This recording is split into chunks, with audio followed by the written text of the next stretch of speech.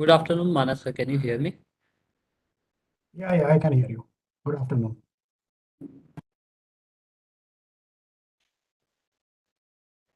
Well, Mr. welcome. Manas. Good afternoon, ma'am. How are you? Very good. Good to see you.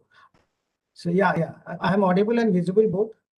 Yes, sir. Yes, sir. Okay. So, sir, we are just waiting Prashanto sir to join, Yeah. and then we'll begin. The teams are also here. So there was some problem with regard to a last minute email which I discussed with someone from your team. I mean, all of a sudden it was shown 4 p.m. So I was not to join at 3 because I thought that it has been rescheduled because of some delay or something. But then I reached out to Sagardeep Rathi, who is also part of the moot proposition. Then he got me connected with one of the organizers, and then it is confirmed that it is at 3 p.m. only. Yeah, I also saw your mail, so I called up and reconfirmed. So I hope Mr. Prashanto is also not.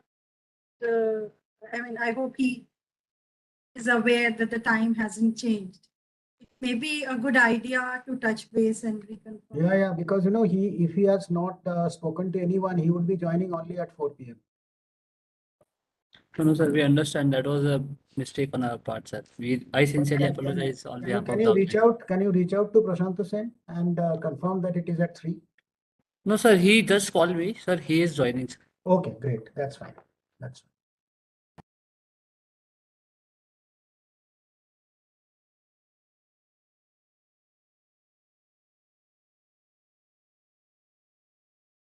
So, ma'am, how are things? All well? Yeah, Good. quite hectic of late, but Yeah, there are so many. Last week, I think I was being called to join at least 3. And, all were last minute, they were trying to reach out to me, and I had already got some programs finalized on a Sunday. So I had to decline almost all. So that's this last week, we had 4 or 5 moot courts.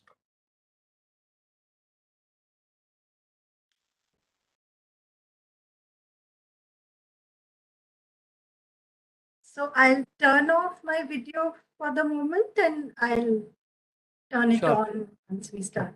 Thank you. As per your convenience, ma'am. Sure.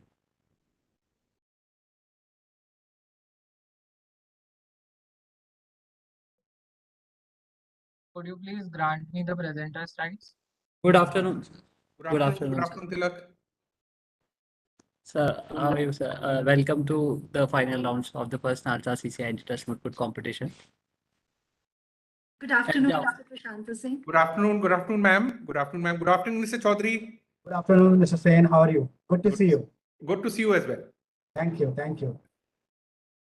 At the outset, I would like to thank all the judges to take out their time from busy schedule to judge the final rounds. So, sir, in the final rounds, we have both the teams present before you and we have shared their memorials. So, sir, one of the member from the OC will be sharing the timing division and the timing pop-ups on the chat box. How much time, with respect to how much time is left of particular speaker, and the same will be put it in the chat box when the speakers will be arguing before this bench. If there are no preliminary queries, then we can begin the final rounds. Yes, sir. Please go ahead. Okay. Team All the 27. best to the participants.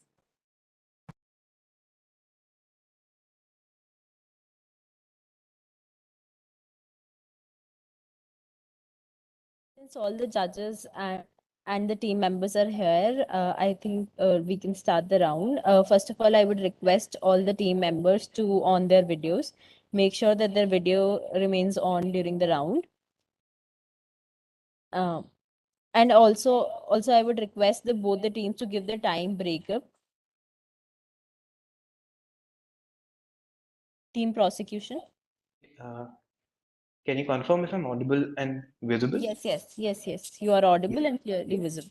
Yeah, so the speaker 1 will be taking 23 minutes, speaker 2 will be taking 21 minutes, and we're reserving 1 minute for rebuttal. So 23, 21, and 1. 1, yeah. Okay. And the team defendant? For the team defendant, the speaker 1 shall be taking 22 minutes, speaker 2 shall be taking 20 minutes, and 3 minutes will be reserved for sir rebuttals. Okay, thank you so much. Now I hand it over to the judges and they can continue. Am I audible? Yes, Hello? yes, you are audible. Would it be possible for you to share presenter rights with me? Yes, just a minute. Thank you.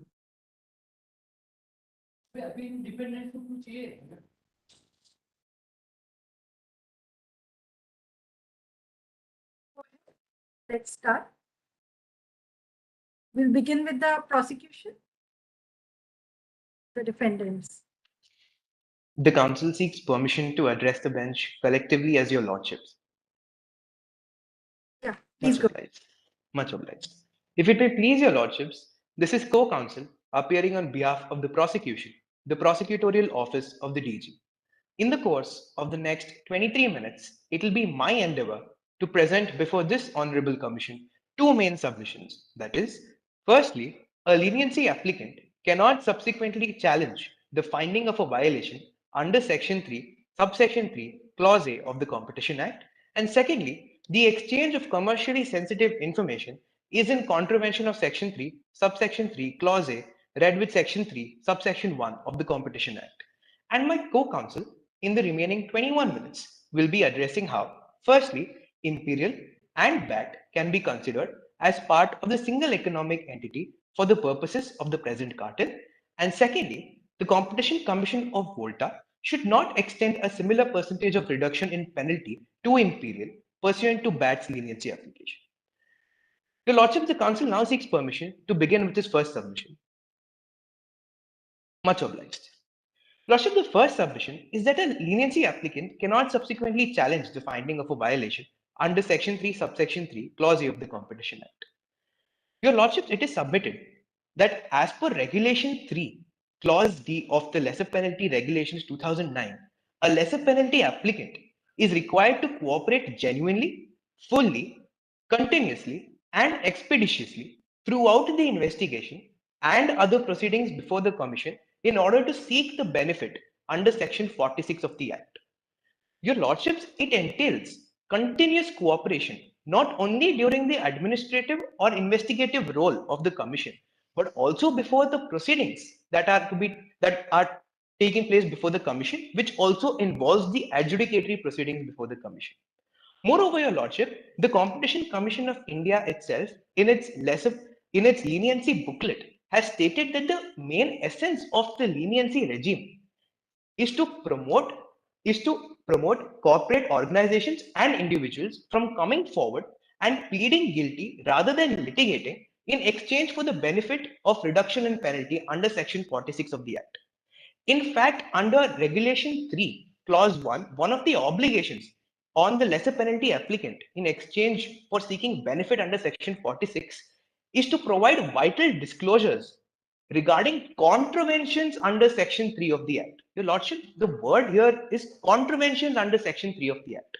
Therefore, in essence, the leniency regime allows lesser penalty applicants to seek for a benefit of a reduction in exchange for continuous cooperation throughout the proceedings, and two, after the admission that there is a contravention by providing vital disclosures, and two, by ceasing to be a part of the cartel as per the first sub-regulation under Regulation 3, Clause 1 of the lesser penalty regulations. Your Lordship, the second contention under the first submission is that assuming that the Competition Commission of Volta is required to strictly adhere to principles of natural justice under Section 36 of the Competition Act, by virtue of the lesser penalty application, such strict adherence can be done away with, or such principles of natural justice can stand excluded. In order to make this argument, the Council would like to rely upon the Supreme Court judgment in CCI versus Sale. Your Lordship, it is pertinent to note that under paragraphs 67 and 68 of this very judgment, the Supreme Court clearly discusses under what categories the principles of natural justice may stand excluded. Your Lordship, under paragraph 68, the second category is of extreme importance in the present case. The Supreme Court has stated that where the law contemplates strict compliance with the provisions of the principles of natural justice and default incompliance therewith can result in vitiating not only the orders but even the proceedings against a party, such principles of natural justice can be excluded. Your Lordships, in the present case, it is submitted that the lesser penalty applicants are expected to provide vital disclosures regarding the contraventions, are expected to first admit the existence of a cartel, cease to be a part of that cartel. Moreover, they are expected to continuously cooperate throughout the proceedings before the Commission. Therefore, if the Competition Commission of Volta sets a precedent allowing these lesser penalty applicants to not only seek the benefit under the Act, but also object to the very findings that have been arrived at by the DG based on the disclosures made by the lesser penalty applicants, it vitiates not only the proceedings or the order, but defeats the entire purpose of the lesser penalty regime. This can even be argued by stating that under the lesser penalty regulations, the special regulations that have been framed by the CCI itself, there is no single provision allowing the lesser penalty applicants to object to the DG report. Therefore, Your Lordship, I have a question here, please. So, cartels, the contravention of cartel, finding being a rebuttable presumption. How do you explain that? So, are you saying that that rebuttable presumption is also not available to leniency applicant? thank you for your question, Your Lordship. Your Lordship, in the present case, the matter is different than it would have been if the matter was investigated under Section 19 of the Act based on an informant providing information before the Commission. In the present case, since the investigation has been instituted based on a lesser penalty application under Section 46 of the Act, there are certain set of special obligations that are required to be fulfilled by members who have submitted these lesser penalty applications. These obligations are not on opposite parties who have not submitted lesser penalty applications. The entire essence of the lesser penalty regime through the lesser penalty regulations 2009 is to provide reduction in penalty in exchange for cooperation throughout the proceedings. And regarding the rebuttable presumption, the opposite parties may still provide observations or suggestions to the DG and to the Commission regarding mitigating factors or regarding their support throughout the proceedings in exchange for a greater reduction. However, what the counsel on behalf of the prosecution currently is challenging, that a finding of a violation that has been arrived based on the evidence provided by lesser penalty applicants and based on their cooperation in the investigation stage cannot later be contradicted in the adjudicatory stage in the present matter. If your lordships do not have any other concerns, the council would now like to move to his second issue regarding contravention of Section 3, subsection 3, Clause A of the Act. One small question. You see, what were the contents of the lesser penalty application? There doesn't seem to have been much investigation on whether they had expressly, for example, from the facts, it is clear that there doesn't seem to have been investigation on whether there was expressly any admission by them in their lesser penalty application. A lesser penalty applicant may file an application as a matter of abundant precaution, so that in case anything is held, he is not subject to penalty, number one. And number two, it would also be to assist to show his bona fides without necessarily implicating himself in the thing. So it would go to the it would be against the objective itself of encouraging people to come forward. If the moment you file a lesser penalty application, you are out of the you cannot even object to it. So that point, how would you address that point? Because in this there is no admission specifically as per facts. So to assume that he is therefore already guilty just by filing a lesser penalty application may not be even fulfilling the objectives of the regulation.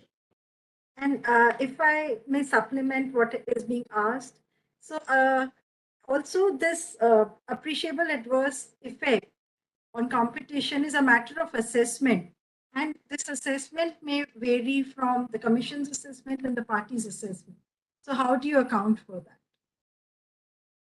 Much obliged, Your Lordship.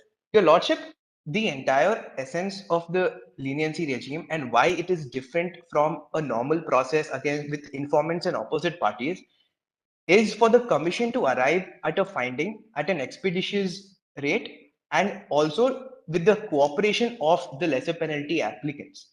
Your Lordship, the lesser penalty regulations has taken a different note from the EU's leniency notice. Here, the lesser penalty regime requires cooperation not only during the investigative stage, it also mentions and other proceedings before the commission. Your Lordship, if the lesser penalty applicants are allowed to object to these very findings that have been arrived by the DG, there is no difference between a lesser penalty applicant and an opposite party. Your Lordship, the entire essence of the lesser penalty regime is for the lesser penalty applicants to cooperate and later seek a reduction in fine. They can very well object to the evidence, very well object to the finding of a violation without filing a lesser penalty application. They can carry on their own market assessment, rebut the presumption, and not cooperate with the proceedings if they would have come before the commission as an opposite party. But by filing a lesser penalty application, they do away with those rights provided to the parties and are required to fulfill the obligations under the lesser penalty regime. That is the essence of the lesser penalty regime, and for that reason, a specific regulation has been framed by the Competition Commission. May I ask one question? Indeed, Your Lordship. If you read the last proviso to section 46, it clearly grants a right to the CCI to invalidate a lesser penalty application on the grounds of false information being submitted under an affidavit. Yet the CCI has a right to impose penalty upon the party who has come out with a false misrepresentation. In such circumstances, do you suggest that CCI can pass a 26(2) order in a lesser penalty regulation? Unlike section 19, where the CCI may pass a 26(2) order, that means closing the matter at the threshold at the prima facie level. Can the CCI, in the face of last proviso to 46, pass an order at the prima facie stage 26(2) order? Your Lordship, in the present case, the investigation has already been completed. The investigation has crossed the section 26(1) stage. No. I am not on that. I am asking a very fundamental question. Can a lesser penalty application, if it is based on a falsehood, misrepresentation under an affidavit, reading the proviso last of section 46, can a 26(2) order be passed, or it should be an invalidation of lesser penalty application? That's my fundamental question. Your Lordship, based on the evidence that has been submitted before the CCI, it is upon the CCI's discretion whether to investigate the matter further on its own or because the CCI itself can take suo motu cognizance after evidence is submitted before the CCI. So therefore, if the CCI finds that there is evidence to go ahead and investigate the matter, the CCI can assess the matter under section 26 clause 1. However, if the CCI, based on its own individual assessment, finds that there is no incriminating evidence and the evidence submitted by the lesser penalty application does not need further investigation, it can be closed under section 26(2). This discretion is vested with the CCI. But then if 26(2) is passed, then it contradicts the last proviso of section 46. Your Lordship, this is an individual assessment that can be performed by the CCI irrespective of the evidence submitted by the lesser penalty applicant. If the CCI finds that the evidence is incomplete, if the CCI No, it is not a question of incomplete. It said not complied with the condition on which the lesser penalty was imposed or had given false evidence. The disclosure made is not vital. Then it says, thereupon such producer, seller, distributor, trader, or service provider may be tried for the offense with respect to which the lesser penalty was imposed and shall also be liable to the imposition of penalty to which such person have been liable and lesser penalty not been imposed. So in such phase of a substantive provision of the law, since you have already said that it is a different provision than section 19, and section 19 enables CCI to actually go to section 26. Now, if 26(1) is to be made in a lesser penalty regulation, in what circumstances 26(2) can be imposed or can be ordered? That is the question. If you can answer, fine. Otherwise, you may proceed. Your Lordship, a Section 26(2) order where the CCI essentially finds that there is no further investigation required, the CCI may do so. The CCI is empowered to do so if it finds no evidence to investigate the matter, if it finds there is no necessity to investigate the matter further.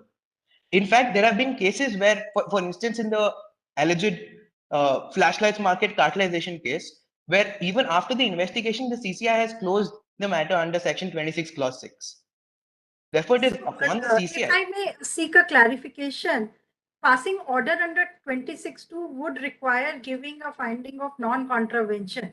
So do you think based on an LP coming forward and in the absence of the AEC, it is possible to give that finding? In fact, and another related question to you is that according to you, for passing a prima facie order, is it require prima facie to even establish AEC? I think these are interlinked questions which have a bearing on your argument. Understood, Your Lordship. Understood. So, if the evidence submitted by the lesser penalty applicant merely discloses a horizontal agreement, for instance, under Section 3, subsection 3, it prima facie results in a presumption of AAC. This has even been clarified by the Supreme Court in Rajasthan Cylinders and Containers Limited versus Union of India. It has been clarified that if there is evidence showing that there is a horizontal agreement, there will be an investigation under 26 clause 1, and then it is up to the opposite parties to rebut such a presumption. Therefore, if there is evidence placed before the CCI indicating the existence of a horizontal agreement or a cartel, an investigation under Section 26 clause 1 will ensue. If your lordships do not have any further concerns, the council would like to deal with the second issue. Much obliged, Your Lordship. Your Lordship, the second issue is regarding the exchange of commercial sensitive information in contravention of Section 3, subsection 3, Clause A, read with Section 3, Clause 1 of the Competition Act. Your Lordships, it is submitted that under this issue, there are three primary contentions. Firstly, it is submitted that the opposite parties, under the aegis of the Volta Tobacco Association, exchanged commercially sensitive price information. Secondly, the exchange of such information is an agreement under the Competition Act. And thirdly, the agreement is likely to cause AAC in the market.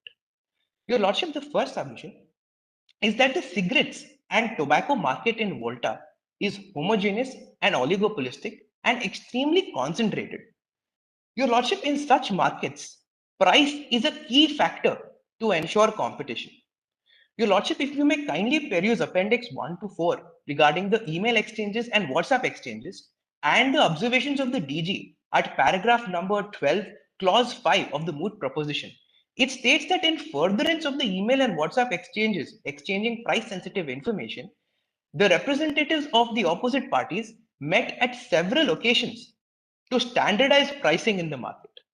Your Lordship, this is well beyond the function of a trade association where members of the association have colluded to standardize prices irrespective of the outcome of acceptance or rejection by the Federal Trade Authority of the negotiation of a price hike. Your Lordship, this brings me to my second and third contention regarding the exchange of information amounting to an agreement and such agreement likely to cause AAC in the market. In order to make these arguments, the council would like to rely upon 6 cases decided by the CCI. The first 2 cases is with regarding the cement cartelization in 2012 and 2016. Your Lordship, it is pertinent to note that in the 2012 cement cartelization order, 10 cement manufacturers, along with the Cement Manufacturers Association, were held guilty of cartelization. Your Lordship, the facts are very relevant in this particular case because in the cement cartelization case, the contention by the opposite parties was that the Ministry of Corporate Affairs required the association to collect such price sensitive information and submit the same to the ministry. However, the CCI held that despite a governmental body, a governmental department requiring you to submit such information, it was upon the association to independently collect such information without the members exchanging such price-sensitive information amongst themselves, thereby taking away the independent decision-making power of these members of the association. Furthermore, in 2018, in the Ministry of Corporate Affairs versus Apollo Tyres and others, the CCI imposed a penalty on tire manufacturers and the association, the ATMA, for indulging in cartelization. The CCI in this particular case noted that despite the decrease in the prices of raw materials during the relevant cartel period of 2011 to 2013, the prices set by the tire manufacturers moved in tandem and increased and stabilized after a point. The CCI found that these email exchanges and WhatsApp exchanges between representatives discussing the prices to be set amounted to cartelization. This finally brings us to the later stage of jurisprudence developed by the CCI in 2020 and 2021 in 3 landmark cases. In 2020, the industrial automotive bearings case. In 2021 September, the beer market cartel case. And in November 2021, the paper manufacturing industry cartel case. Your Lordship, firstly, in the industrial bearings case, the bearings manufacturers coordinated price revision requests made to the OEMs. They wanted to ensure that the increase in steel prices happened throughout the supply chain and coordinated price revision requests through the association to the OEMs. Their argument was that we merely coordinated price revision requests and did not implement the same independently. The CCI denied and rejected this contention, stating that since the price requests by themselves were coordinated by various members of the association, it again strips the independent members of independently deciding their own prices. Therefore, the CCI admitted that conscious parallelism can be a defense to be taken by opposite parties under the Competition Act. However, by exchanging such information or by coordinating price revision requests, there can be no conscious parallelism. Your Lordship, the beer market cartel case decided by the CCI in September 2021 is a landmark case and is very similar to the facts in the present case. In fact, even in the beer market cartel case, the contentions raised by the opposite parties was that the state imposed heavy excise duties, the request for price hike were continuously rejected by the relevant authorities, and therefore, because of this excessive state regulation, the opposite parties were compelled to cartelize and compelled to exchange and coordinate price hike requests amongst each other with the Association of All India Brewers Association. However, the CCI rejected this contention and stated that the excessive state regulation or the state excise duties in itself cannot be used as an excuse by the opposite parties to indulge in cartelization and exchange such commercially sensitive price information. The most landmark observation of the CCI in the present case comes from paragraph 58 of the order, where the CCI has held that the mere exchange of commercially sensitive price information is anti-competitive in nature and is likely to cause AAC in the market. Moreover, the CCI noted that Section 3, Subsection 1 of the Competition Act prescribes agreements that are not only causing AAC in the market, but that are also likely to cause AAC in the market. And this very observation was again upheld and solidified by the CCI in the very next month in the paper market cartelization case. Therefore, Your Lordships, it is submitted that in the present case, the implementation of the prices is immaterial. What is material is that there was commercially sensitive price information, that in such a market, price was the only key factor to ensure competition, and the very competitive barrier in the market has been eliminated by the association. In arguendo, it is submitted that assuming that the commission differs and intends the DG to show AAC in the market, there is AAC in the market during the cartel period 2015 to 2020. If you may kindly, Your Lordship, the council just seeks a 2-minute extension to summarize this issue. Oh, sorry, you need to extension. Okay, you need. Much obliged. Your Lordship, if you may kindly refer to Appendix 1, which shows the market shares of the opposite parties. During the cartel period 2015 to 2020, it is pertinent to note that merely the members of the association that involved in exchange of information have stability in their market shares and are able to survive in the market. However, Tigris, Klaus, and Super Sniffs have exited the industry in 2019 to 2020. Now, there might be a contention from the opposite parties stating that Tigris, Klaus, and Super Sniffs engaged only in pipe tobacco and snus, whereas the remaining parties engaged in all range of products. However, your lordships, PMI was also part of the association throughout the cartel period, and PMI also engaged in the various products sold by the other members in the part of the cartel. However, if you may kindly note the graphs, as soon as the cartel period begins from 2015 to 2020, PMI's market shares have continuously plummeted and are decreasing further towards the end of 2018, 2019, 2020. Therefore, your lordship, although it is irrelevant for the CCI to assess AAC already in the market, since the CCI is empowered to prevent agreements from being implemented, which are likely to cause AAC in the market, it is still an argument submitted that there is evidence to indicate AAC in the market. Your lordship, to conclude this, council would... Council, can I ask you a question here? What Indeed, is Your your reading of provision of 19.3 in the sense that is it necessary to exhibit creation of free barrier or driving existing competitors out of the market? There are a host of factors mentioned over there. So how do you interpret that? Much obliged, your ladyship. Your ladyship, this is a very peculiar case because in the present facts, the positive factors that are mentioned under section 19 clause 3, which under clause D, clause E, and clause F, cannot be analyzed due to the nature of the products. However, by analyzing the negative factors under A to C, it is already submitted that during the cartel period from 2015 to 2020, the association has been acting as an exclusive group to facilitate only the 4 members, BAT, Stella, Venus, Arboris, and Imperial, to cooperate and sustain in the industry. Other players that have existed in the market have already exited the market, and the association is not welcome to new players. This can be noted from the facts. For instance, Super Sniffs was a part of the association. However, of the market. However, by the very abuse of power cited by Stella, these members exited the association. And now the association facilitates the interest of the 4 players whose market shares have stabilized and are stable, and these are the only players competing in the market. Therefore, the association is serving as a means to facilitate the interest of the cartel, and this can be indicated from the market share and the very exchange of emails, WhatsApp, and the discussions which have been admitted by the representatives of the OPs under para 12 clause 5 of the Moot proposition. If your lordships do not have any other questions, the council would like to yield this time to his co-counsel. It was an honor arguing before your lordships.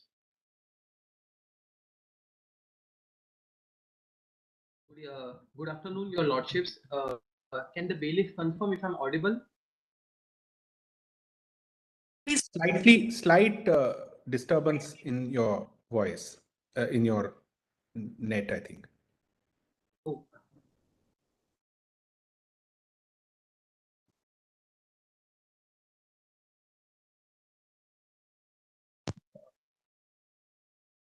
Can your lordships confirm if I'm audible now? Yes, Much obliged. Little louder, please. Little louder, yeah, if possible. Sure, your ladyship. Your ladyship, good afternoon. For the next 21 minutes, I will be assisting the commission with regard to the third and the fourth issue. The third issue is whether BAT and Imperial can be considered to be a part of a single economic entity, whereas the fourth issue deals with whether BAT and Imperial are entitled to similar penalty reduction.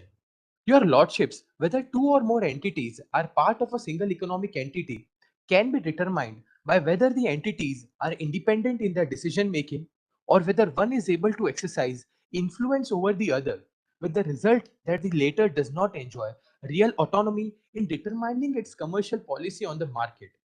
To determine this issue, your lordships, I have divided the issue into 3 sub-issues where I'll contend that BAT has decisive and material influence over the working of Imperial by relying on the various facts like shareholding, common directors, veto rights, negative control. Your Lordships, my first sub-issue in this regard is whether shareholding of BAT in Imperial is influential or not.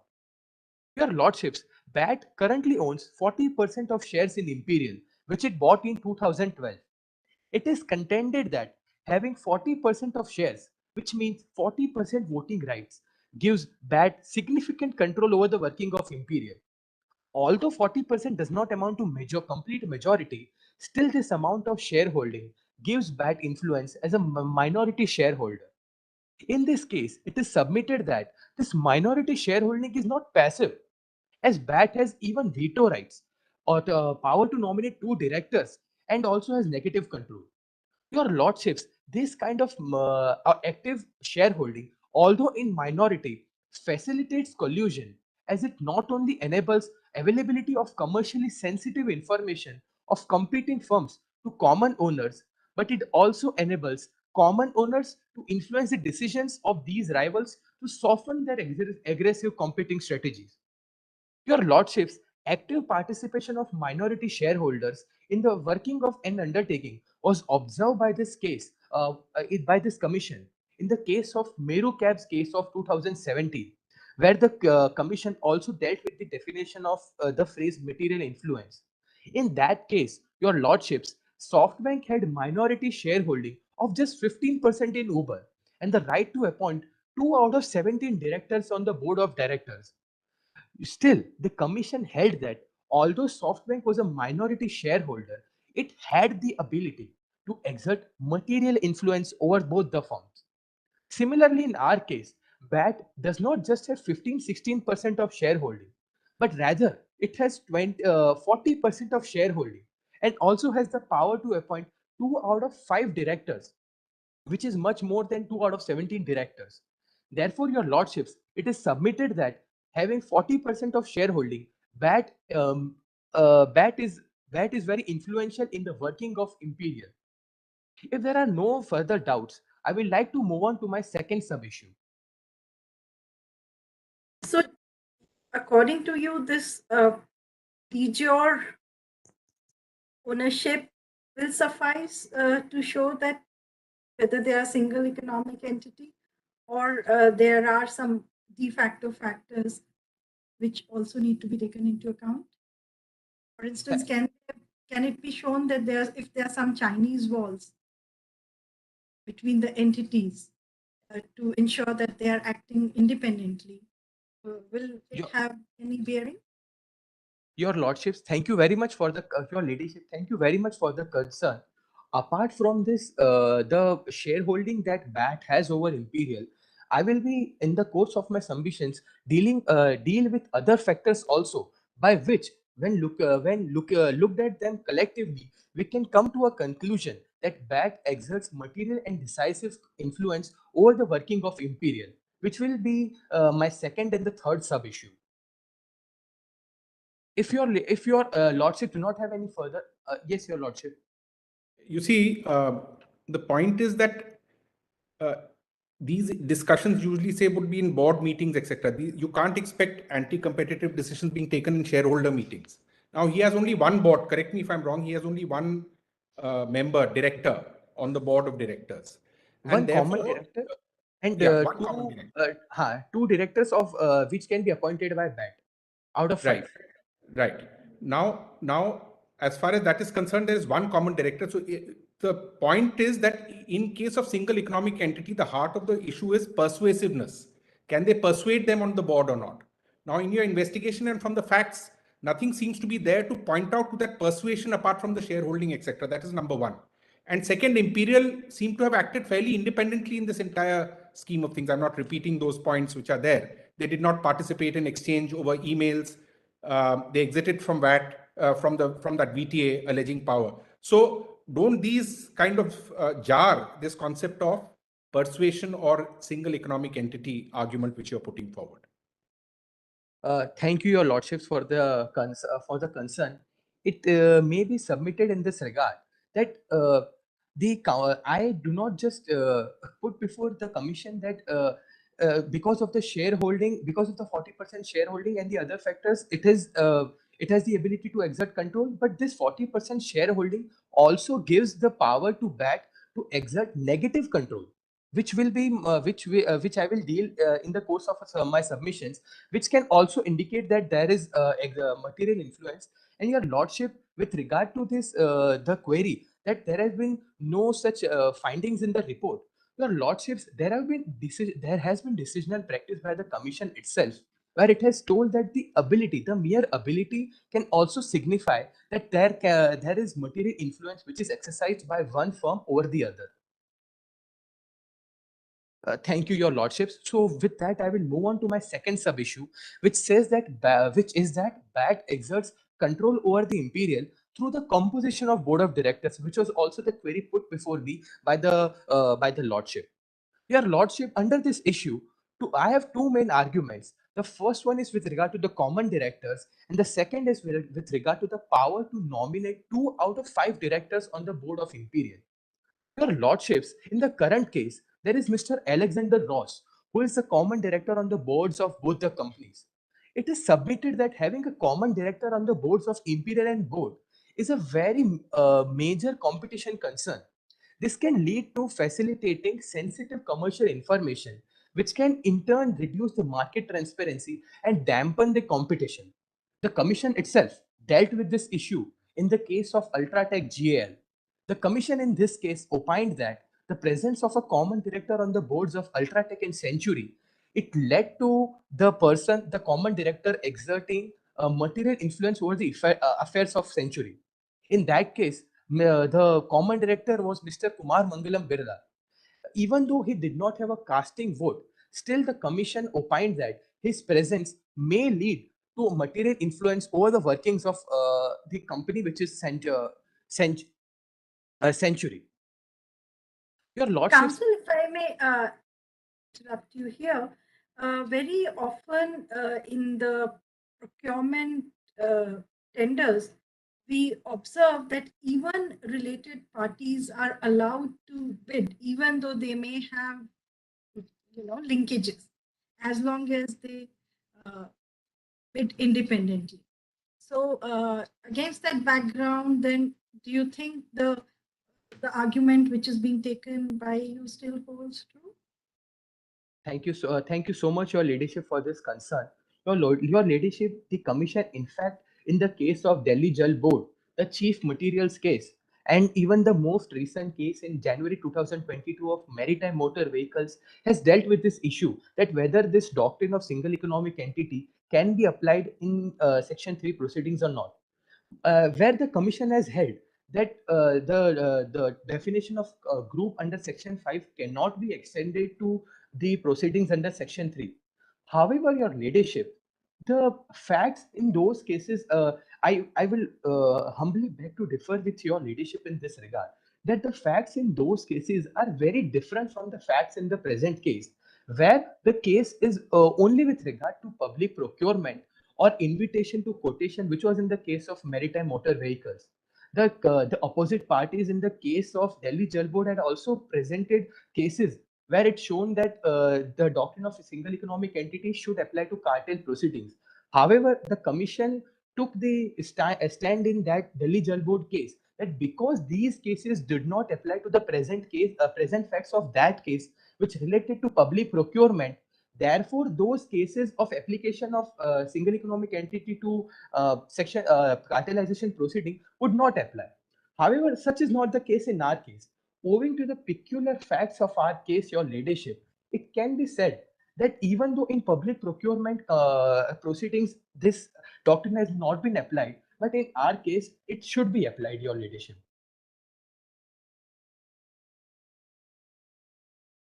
If I may be allowed. But Yeah, there please. is, you see, as you rightly pointed out, that it doesn't extend to 3 cases, Section 3 cases, this concept of common economic entity. And therefore, you would go by the normal commercial understanding of what a single economic entity is as laid down in normal common law. And in that case, the argument is that you must show the persuasiveness which is exercised. Mere the fact that there are shareholders, etc., by itself is not enough. There must be something additional to show persuasive powers being exercised on the board. Now, there doesn't seem to have been in these facts which are there any such thing which has come out from the report. So, in the absence of that, can you still say that they are operating as a single economic entity and coupled by the independent, the independent actions of Imperial from time to time?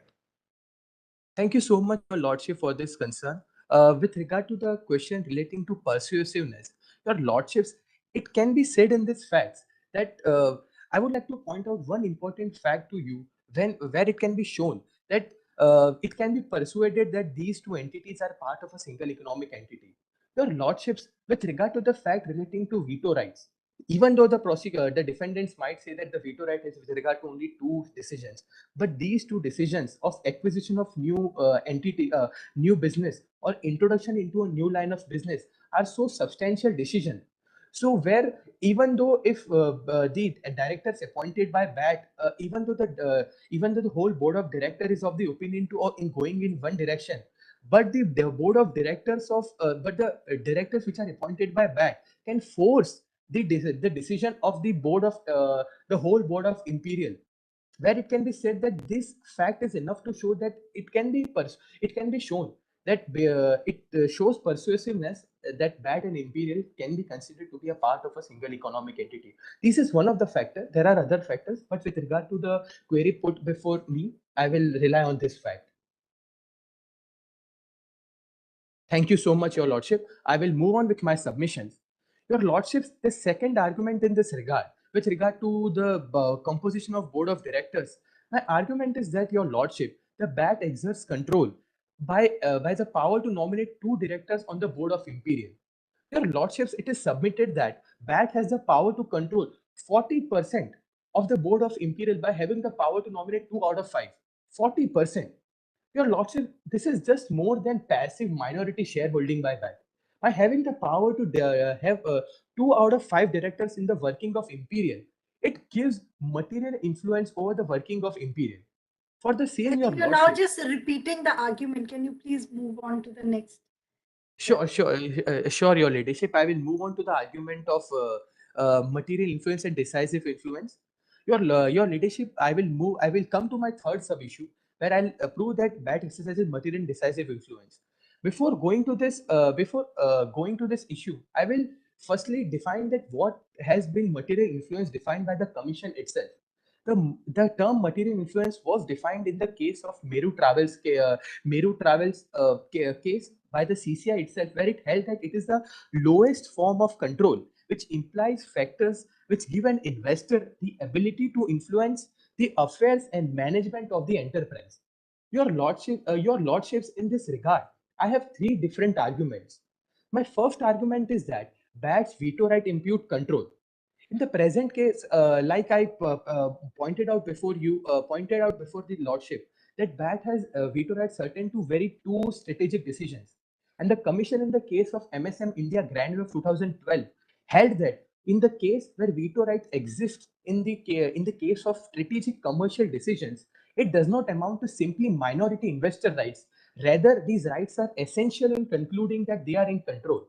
And Your Lordships, the decision of corporate restructuring or introduction into a new line of business are very strategic decisions, and therefore having veto rights with regard to these impute control by BAT over Imperial. Your Lordships, I will also move on to my second argument in this sub issue, where I'll say that BAT, by the way of 40% of shareholding, has the ability to exercise negative control over the working of Imperial.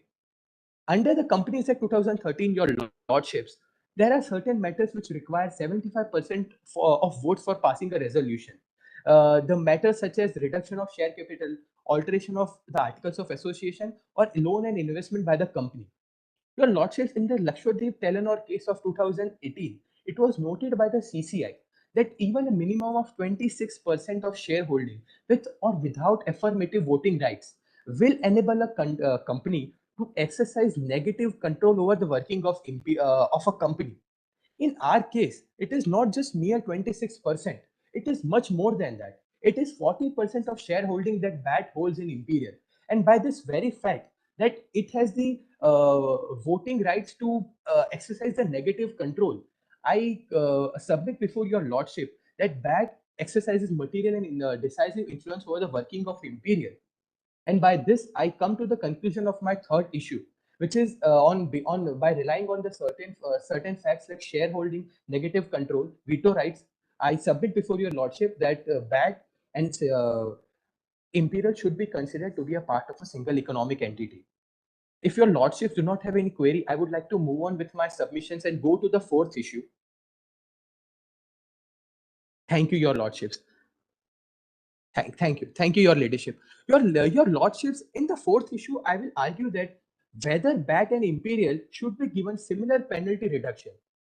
On the outside, the contention of the prosecution is that BAT and Imperial should not be given similar penalty reduction as Imperial had not filed a separate leniency application. Your lordships, according to Regulation 2.1b of the Lesser Penalty Regulation, an enterprise is an applicant is an enterprise which submits an application for lesser penalty to the commission. However, as mentioned, your lordships, in the facts proposition itself, that Imperial has not submitted any application for penalty reduction before the CCV. Therefore, your lordships, it is submitted in this regard that because Imperial had not filed a separate leniency application before the CCV, it is not applicable for the similar penalty reduction which can be given to BAT in this case. Secondly, your lordships, it is also submitted in this issue that BAT has also not met the standard which is being given under the lesser penalty regulations, Regulation 3 subclause 1, which says that the applicant has to submit any vital information or evidence, or it should also cooperate with the investigation which is taken out by the DG. However, in our case, the company Imperial has not done any such thing. So, your lordships, it is this humble submission of the council that owing to these facts, Imperial should not be given a similar penalty reduction which is given to BAT. Don't you think this is counterintuitive to what you have argued, that once it is proved, according to you, that it's a single economic entity, then do you think they're still required to hear separately? Thank you, your ladyship, for this concern. It is submitted in this regard that although if they are considered to be a part of a single economic entity, but because Imperial had not abided by the regulations which are the lesser penalty regulations of 2009, it should not be given similar penalty reduction. There have been cases before the commission itself, your ladyship, where even a parent and a subsidiary have had to file separate leniency applications, and they have had to they have been given different markers. So your lordship, in our case, this applies that because Imperial had not filed a separate leniency application, it is not eligible for similar penalty reduction as of that.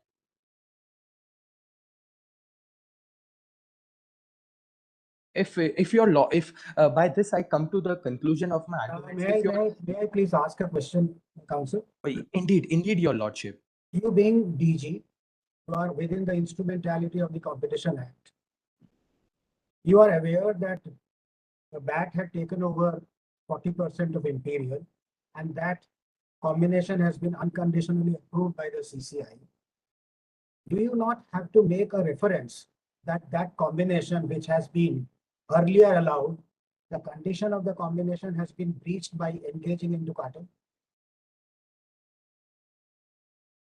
Thank you, your lordship, for this concern. Your lordships, however, in this regard, it is submitted that because they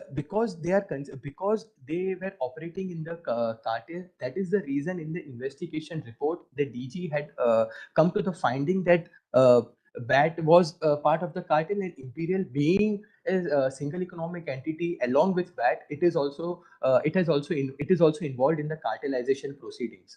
No, that's true. That's your finding. What I'm saying is that prior to causing the investigation and concluding the investigation report, as the instrumentality of the Competition Act being the investigator, you have the ability to access to the combination order of the CCI, which may not be more than a year old, that you do not have a right to revoke that particular combination. do as a DG, not you suggest that the combination which was unconditionally allowed should also be revisited by the commission? Because it is ultimately distorting the market. The whole purpose of the combination was to see diminishing appreciable adverse effect on the combination. Whereas the cartelization so vehemently argued by you clearly shows that the combination has actually gone wrong. Your lordships, before answering your query, I just noticed that my time is up. If your lordships could grant me an extension of 1 minute to answer your query, it would be sufficient. I am fine provided my sister judge and brother judge agrees. Thank you so much, your lordships.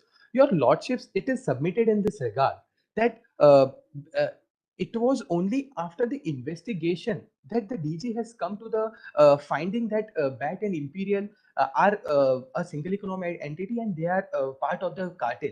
Before investigation or before it was ordered by the DG, before it was ordered by the commission via the prima facie order, the DG was not as such aware of the fact that BAT and Imperial were involved in the cartelization proceeding, and therefore at the first instance, I as know, the I DG agree. I agree. Sorry to interrupt. I agree with that. What I'm saying is that when you were concluding the investigation, you have had the ability to reach out to the approval order available in the public domain website.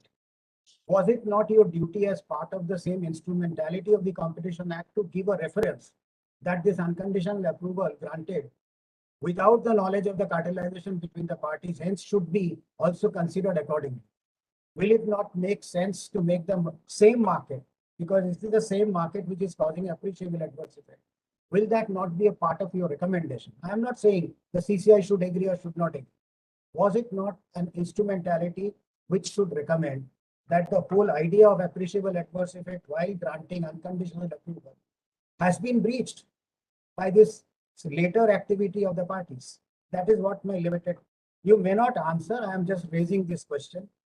And if your time is up, you can conclude that at any point in time later. Thank you, your lordships. Thank you, your lordship, for this concern.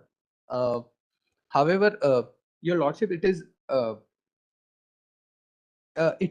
submitted in this regard that yes, the DG should have had referred this this car this pro, this involvement of BAT and Imperial in the breach of the order, breach of the official communication of the CCV which it breached. It is submitted. I agree. It is agreed with your lordship. Your lordship, if I may be allowed to move on with my prayers for this issue. Thank you. Thank you. Your lordships, in the light of the foregoing arguments in the submissions, the prosecution humbly submits to this CCV to adjudge and declare that a leniency applicant cannot subsequently challenge the findings of a violation under Section 3(3)(a) of the Competition Act 2002. Secondly, the exchange of price-sensitive information in the context of the present case amounts to a violation under Section 3(3)(a) of the Competition Act 2002. Thirdly, Imperial and BAT can be considered to be a part of a single economic entity for the purpose of the present cartel. And fourthly, in any case, BAT, the CCV, should not extend a similar penalty reduction to Imperial pursuant to BAT's leniency application. Thank you, your lordship. It was an honor. It was an honor arguing before the lordships.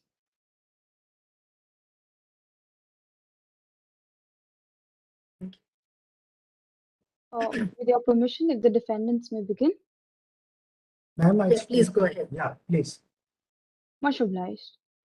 Good afternoon. May it please the court, with no intention to disregard the gracious presence of your ladyship and your lordship. However, for the sake of brevity, the counsel seeks the permission to address the bench collectively as your lordship. Much obliged. Your lordship, the counsel is here before this honorable commission on behalf of defendants in reference of alleged anti-competitive conduct in tobacco goods market in Volta. It is a suo motu proceedings initiated by under Section 19(1) of the Competition Act 2002, based on the disclosure by firms under Section 46 of the Competition Act 2002, read with Competition Commissioner of Volta, Lesser Penalty Regulation 2009. Your Lordship, the Council is here with 4 submissions. The first and the second submission shall be dealt by the Council herself, for which she shall be taking 22 minutes of the Commission's time. And the third and the fourth submission shall be dealt by my co-counsel, for which he shall be taking 22 minutes of the Commission's time. 1 minute shall be reserved for Sir rebuttals. If your Lordships are well versed with the facts of the case, the Council seeks the permission to directly proceed towards the issues. Yeah, sure. Much obliged, Your Lordship. Proceeding towards the first submission, that a leniency applicant can subsequently challenge the finding of violation under Section 33A of the Competition Act 2002. Your Lordship, the premise of the present submission shall be in twofold. First, that admission of guilt is not required while filing a leniency application, and second, not allowing a leniency applicant to subsequently object will amount to violation of principle of natural justice. Proceeding towards the first limb of the argument, that admission is not required while filing leniency application. Your Lordship, any enterprise can file leniency application in accordance with the provisions of lesser penalty regulation. In order to qualify for the reduction in penalty, an applicant has to fulfill the conditions which are mentioned under Regulation 3(1) of the lesser penalty regulation. There are 5 conditions that have been laid down under Regulation 3, namely, cease to further participate in the cartel, provide the vital disclosure, provide all the relevant information, cooperate fully, and not to conceal or destroy any documents. Notably, Your Lordship, under Regulation 3(1), there is no explicit condition that mentions that an applicant has to admit to the guilt while filing the leniency application. Had it been the necessary condition, it would have mentioned as such. Your If I may Lordship, interrupt, counsel, you here. So, Certainly, Your Lordship. how do you then explain an admission of contravention? How do you distinguish this admission of guilt from admission of contravention? Your Lordship, the Council acknowledges the concern and would like to point out that, Your Lordship, admission of guilt means that I have committed a cartel and I have been the member of cartel in all the activities. Your Lordship, this particular admission is not required by the applicant. Your Lordship, the contravention of this particular provisions are decided by the Commission by looking into evidences, Your Ladyship. Your Lordship, it's So if I've that understood you correctly, are you suggesting that for a leniency applicant coming forward, they are not required to admit that they have participated in a cartel? Certainly, Your Ladyship, that is the exact point that Council is trying to make, that they are not required to admit, Your Lordship. Fortunately, it is to be noted that the only obligation that is on these applicants is to provide vital disclosure in the form of evidences so that the Commission can make or establish a case of contravention. Your Lordship, if it is to be construed that it is admission of cartel, then what is the role of the Commission to actually inquire into all of this? Your Lordship, it is to be noted that the only onus is to provide evidences and no other, and to cooperate that whenever Can the you Commission please, requires. can you please, then evidences of what? Evidences, how do you define a cartel? Because if you're saying that they are to provide only evidences, then these evidences are with respect to what conduct? If not a cartel. So, Your Lordship, it is to be noted that they should provide an evidences which on of the activities they have been indulged in. About this activity being anti-competitive or not, this has to be decided by the Commission as it is a matter of law. Your Lordship, the only thing that the applicants know is that they have been indulged in certain activity. However, they are not certain of the position that if it is actually contravened the provision or not. However, in order to not to get hefty penalties and in order to cooperate in a bona fide manner, Commission, the applicants commit out of abundant caution so that they should be given, they'll cooperate throughout, they'll give all the evidences. And if it is established that there is cartel, they should be granted leniency, and if it is not, Your Lordship, they shall be gone away. Your Lordship, if Council, I have a question. Yes, Your Lordship. Let me know what is the legislative intent between filing information by a non-cartel member of a cartel allegation and a Section 46 application filed by a cartel member?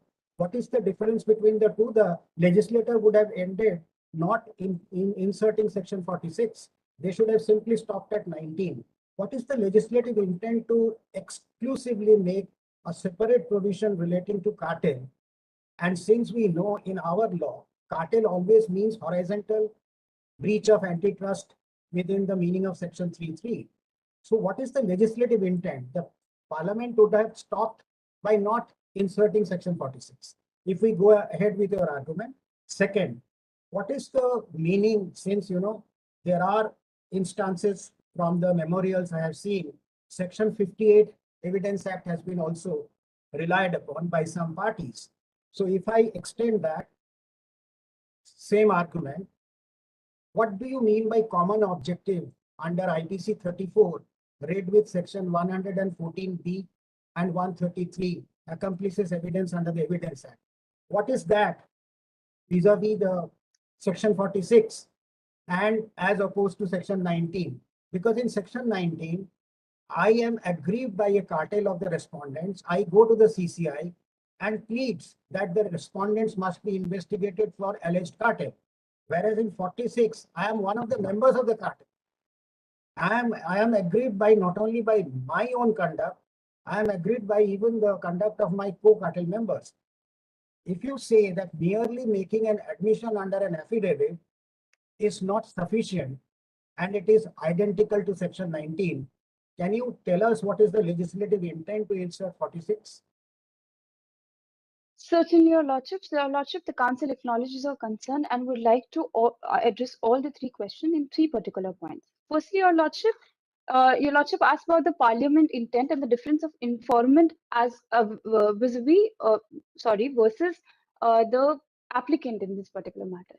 Your Lordship, it is to be noted that informant cannot give as much evidences as a cartel member can give. And Your Lordship, the only objective of the lesser penalty was to get evidences from the party so that they can establish the contravention, Your Lordship. They were not able to find evidences. That is the reason these cartels were not being detected, Your Lordship. Therefore, informant cannot give as much evidences as a person who is indulged in that activity gives. Secondly, Your Lordship, Counsel, we are against, I'm sorry to stop you. So far, even non-leniency cases have been very conclusively decided. The other side had argued about the cement cartel, the tire cartel case, and they have given all of those evidence to show that even under Section 19, when parties were not a member of the cartel, they could still provide evidence and could make the CCI conclude a breach of Section 3.3. Despite that, what is the purpose of keeping Section 46? That's my primary question. That should have been simply deleted. Your Lordship, the Council acknowledges your concern, however, humbly beg to differ on the point that it should be deleted. Your Lordship, there are vital differences between an informant and an applicant. Your Lordship, firstly, it is the DG report as well which support all the information that has been supported by, that has been given by the, that is given by the informant, Your Lordship. Your Lordship, the whole process is not on the basis of the evidences that are provided by the informant. However, compared to that, Your Lordship, in the cases of lesser penalty, Your Lordship, the cartel members themselves give so explicit evidences that the DG is very well in position to conclude on that easily. And Your Lordship, the purpose of leniency is not only just to get evidences, but to deburden the commission and the DG's work as well, Your Lordship. Your Lordship, second is the matter Counsel, if I may interrupt you here, the moment we say that a member of the cartel can come, not anybody, but has not a whistleblower, but a member of the cartel has to come forward. So does it not presuppose that there is a cartel? Much obliged, Your Ladyship. Your Ladyship, answering your question and then we're going to Your Lordship's question. Your Ladyship, it is to be noted that in the definition of applicant, it is to be noted that they have written a member of cartel. Your Lordship, they have not used the words alleged cartel. Your Lordship, the cartel is first proved by the commission and thereafter they come to the lesser penalty regulation. In normal case, we all have seen that CCI first established the contravention. Once the contravention has been done, then only they go on to check the conditions are satisfied. If they are satisfied, then the leniency is granted, your leadership. So do you mean to say that on the basis of a leniency application, cartel investigation cannot be initiated or inquiry cannot be initiated? A leniency application can be received only after the investigation brings out the fact of a cartel? Certainly not, your leadership. I would again like to point out that, your lordship, the first leniency, the leniency applicant come forward with the evidences that it has indulged in certain activities which might contravene with the provisions, and the DG thereafter gave a report on such contravention. If the DG finds the report to be in contravention, then the commission analyze both the DG's report and the evidences that are given. When the commission is of opinion that Counsel, just one question comes to my mind. Is the leniency application filed by an applicant is a voluntary act, or it is something which is coercive act of the CCI? Is it voluntary act or non-voluntary? Your lordship, certainly it's a voluntary act. However, your lordship, then after the first applicant, from the facts of this case, when the first applicant had filed and got the priority status and the investigation commenced, why would second, third, and fourth applicant come voluntarily before the CCI? What was the purpose? Your lordship, in order to get the benefit and out of abundant caution, your lordship, it is to be noted, your lordship, that in the flashlight case as well, the opposite party came forward in abundant caution because the party not sure whether this particular act has contravened the sections or not, your lordship. And your lordship, they were dicey because, your lordship, the law was not very clear. If I may point out that what has happened with respect in India, what has happened that with respect to the price sensitive information, there have been multiple divergent stances that the CCI has taken in accordance with the case analysis. Your lordship, in flashlight it was said that implementation is not necessary of this price sensitive information. Price sensitive information itself is not the conclusive evidence. On the other hand, in the beer cartel, it was said that it is a conclusive evidence. Your lordship, the parties are not in the position that they could conclude that this particular exchange of information could actually violate or not the provision. So they come in bona fide manner in an abundant caution that if us, we shall be provided leniency. However, they do not admit while submitting the application. Your lordship, counsel, there are two aspects, sorry to interrupt, but there are two aspects to it. One is an admission of a cartel and one is an admission of the contravention. Every cartel may not amount to a contravention. So I hope you are factoring in that distinction, because then for a cartel to be a contravention, 19.3 kicks in, although it is a rebuttable presumption. So keeping that in mind, how would you argue? Your lordship, certainly that contravention is different. However, participation in cartel is different, your lordship. Your lordship, it is to be noted that what constitutes a cartel as per section 33A, which have an presumption that it will certainly cause AAC. Under that condition itself, your lordship, the participants are not clear of the fact that whether this could amount to contravention or not, because it is presumed as AAC. Once it is established that you have exchanged the information, you have acted upon such information, it will be presumed to be violative of AAC. However, your lordship, in the present case, if I may point out on one particular fact as well, if we go on to the leniency application of BAT itself, the BAT has never accepted in its leniency application that it has committed a cartelization. After the DG's report came out, all parties were given the chance to admit to the fact that yes, it has caused cartelization, and on that point of time, BAT, the first applicant itself, admitted. Your lordship, it is to be noted that leniency application does not amount to admission of guilt. The further chances were given these applicants that if they admit that yes, this particular activity, according to the DG report, we agree to the fact there is cartelization, they admit at that point of time. However, they are in very well position to oppose that also. That is what Arboris did. And your lordship, at the first place, they all filed in the Arboris filed the application in abundant caution, your lordship. Your lordship, if I may satisfy your queries, and I had two certain other queries that your lordship just asked before this particular question. The first was regarding the Evidence Act, Your Lordship. Your Lordship, it is to be noted that in criminal in the criminal jurisprudence and in the criminal laws that we have, it is to be proved that in whole or as in complete, without any dicey situation or without even a percent, what do we say, even without a person doubt that person has committed a crime. Your Lordship, in the present case, we do not have that. We have preponderance of probability on which the commission decides whether it has formed the cartel or not. Secondly, Your Lordship, since the Competition Act have overriding effect, then the Evidence Act, which talks about the evidences to be provided in criminal jurisprudence are to be beyond the reasonable doubt, does not apply to our present case. Your Lordship, moving further with the argument, if Your Lordship are satisfied with the submissions that are made by the council. Sorry, I'm sorry to keep grilling. Taking from where Mr. Chaudhary had also raised, you see, if you see the OECD, you may not be aware of perhaps, and you may have read, when they were talking about leniency applications, etc., the whole purpose was that when someone is a member of a cartel, and which is, of course, involved in activities which are secretively done because they are presumed, because the parties themselves know that there's something wrong with it. And normally, it will not be possible to break into a cartel because it's based on circumstantial evidence. So what the leniency applicant comes is with very, very vital information. And he gets a premium because of the fact that he's part of that cartel and is coming out of it.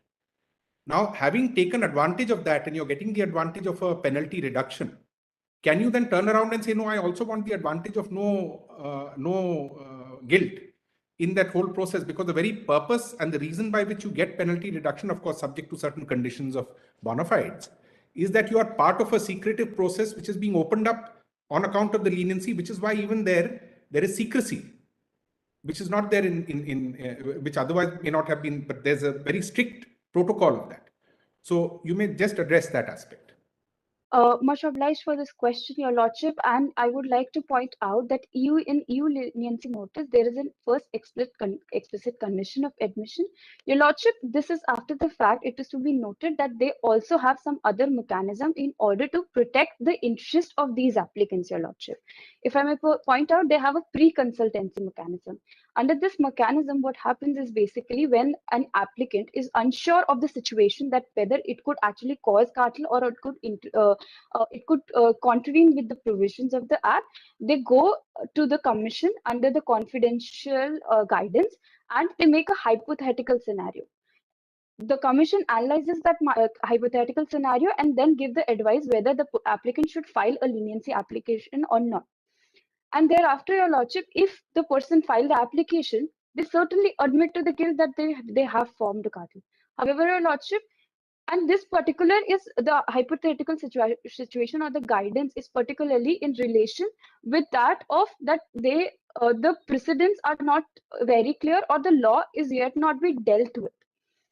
That is the reason they undertake the pre-consultancy mechanism. However, in India or in Volta, we do not have such mechanism where we can first clarify on the point and then admit to it. Your Lordship has already mentioned that since we have a dicey situation about whether mere exchange of price-sensitive information would itself amount to a contravention of provision or not, the applicants are not sure. Your Lordship, in the present case, since there is exchange of price-sensitive information, arbiters have very well acknowledged the fact. And out of abundant caution, since it was not clear about the fact that it would amount to cartelization or not, it has come before this commission to cooperate in every sense. If the evidences and if the explanation leads to contravention, the arbiters does not have problem. However, if the explanation and the evidences are not sufficient enough to prove cartelization, it should be given the chance to challenge it. And this can only be given after they are given the right to challenge, Your Lordship. If I may draw your attention to the to the case of Nagarik Chetna Manch, Your Lordship. In this particular case itself, the CCI accepted the OP4's contention. The leniency application was filed by OP4, and thereafter, Your Lordship, it has been used in the screen itself that OP4 contended that there is there's no contravention of the provision after filing of leniency application. And thereafter, there was establishment of contravention also. However, the CCI noted that it has given the application, it has challenged such findings of the violation. However, at last concluded that there is contravention and also give them the leniency that is of 50%, Your Lordship. Your Lordship, this was granted because the Commission mentioned that it has given all the evidences, the vital disclosure on all the significant disclosures, and they have cooperated genuinely. Therefore, they have fulfilled all the conditions. And being an applicant after analysis and being a member of cartel, they shall be granted leniency, and they have been granted leniency accordingly, Your Lordship. You mean your client is not a member of the cartel, but you have just, for the sake of abundant caution, had gone before the CCI with WhatsApp messages, call details records, email exchanges. Why did you do that? Because the section 2B, which defines agreement in a much different way, even unenforceable arrangements is considered to be an agreement between enterprises. In such a situation, how do you say that the evidence of WhatsApp messages, call details records, email exchanges are still not conclusive evidence? How can you say that? Your Lordship, firstly, these evidences are provided by BAT, which has admitted to the fact that there is cartelization. However, Your Lordship, in the second submission itself, the counsel shall be proving that there is no agreement in the first place, Your Lordship. If Your Lordship please may allow, I shall proceed. I would just take 1 minute to summarize the rest of the issue of the first submission and then proceed towards the second submission in order to prove that there is no agreement also.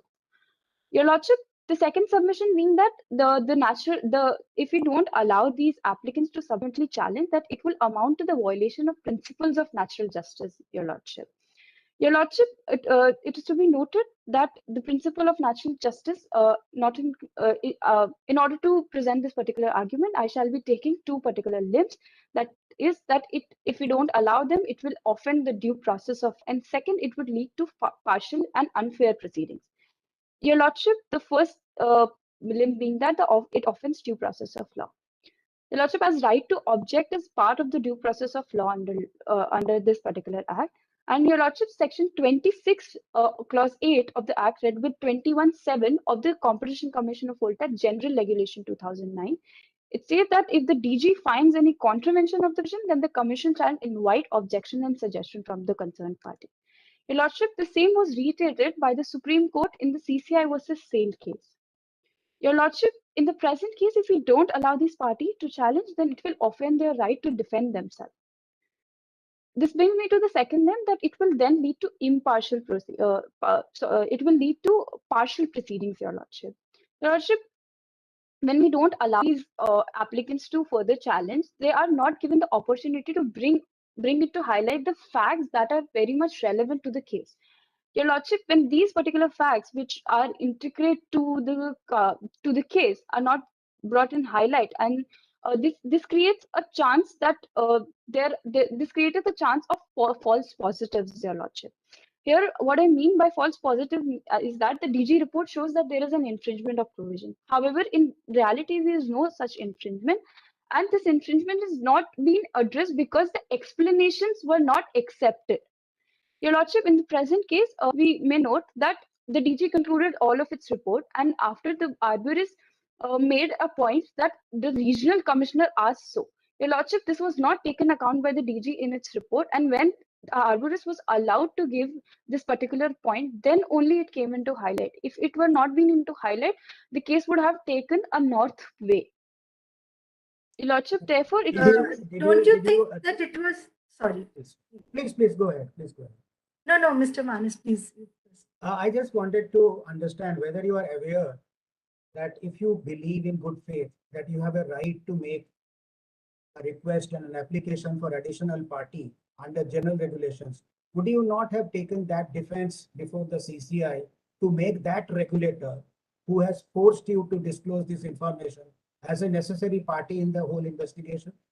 Because you are relying upon something without they being a necessary party, whereas the general regulation enables you to make an application to add additional party. Did you exercise that power?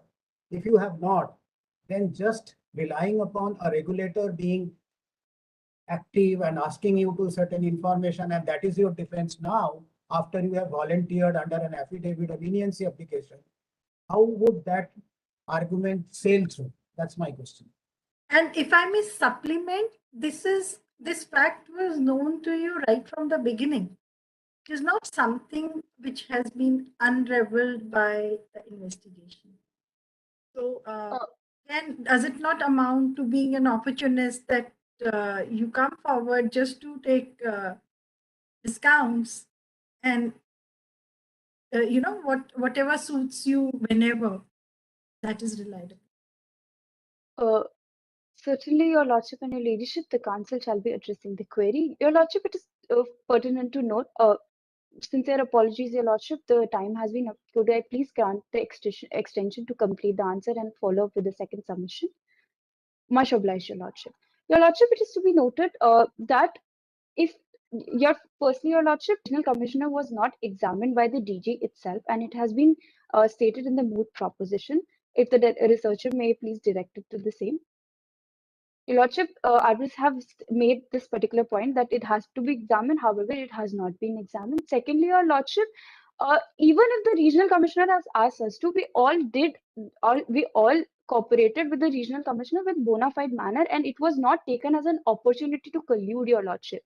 Your Lordship, in the present case, we have not colluded and we have not formed any agreement. We did not use these particular, we did not exchange these particular information that the DG commissioner requires. If I may please draw your attention to page number. Council, if I may ask, I think the regional commissioner, as the DG has brought out, asked the information to be compiled, but it did not ask it to be shared amongst the participants. So do you think, do you think that kind of affects the analysis? Certainly, Your Ladyship, the Council acknowledges your concern and would like to beg to differ on the point that they have exchanged such information. If I may direct your attention to page number 26 of the moot proposition. Could you, researcher, could you please take to 26 of the moot proposition, the PDF page, right? Your Lordship, this particular evidence is about the information about the data that have collected and sent to the regional commissioner, Your Ladyship. Your Lordship, in this particular evidence, it is to be noted that only one person is collecting the data and directly sending it to the concerned individual.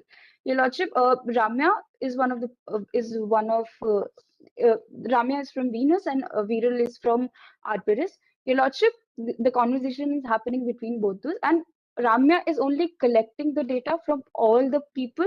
It is combining the whole data and directly sending it to the commission. There have been no exchange whatsoever of the data between the members, and the allegation of exchange does not have no basis given this particular evidence, Your Leadership.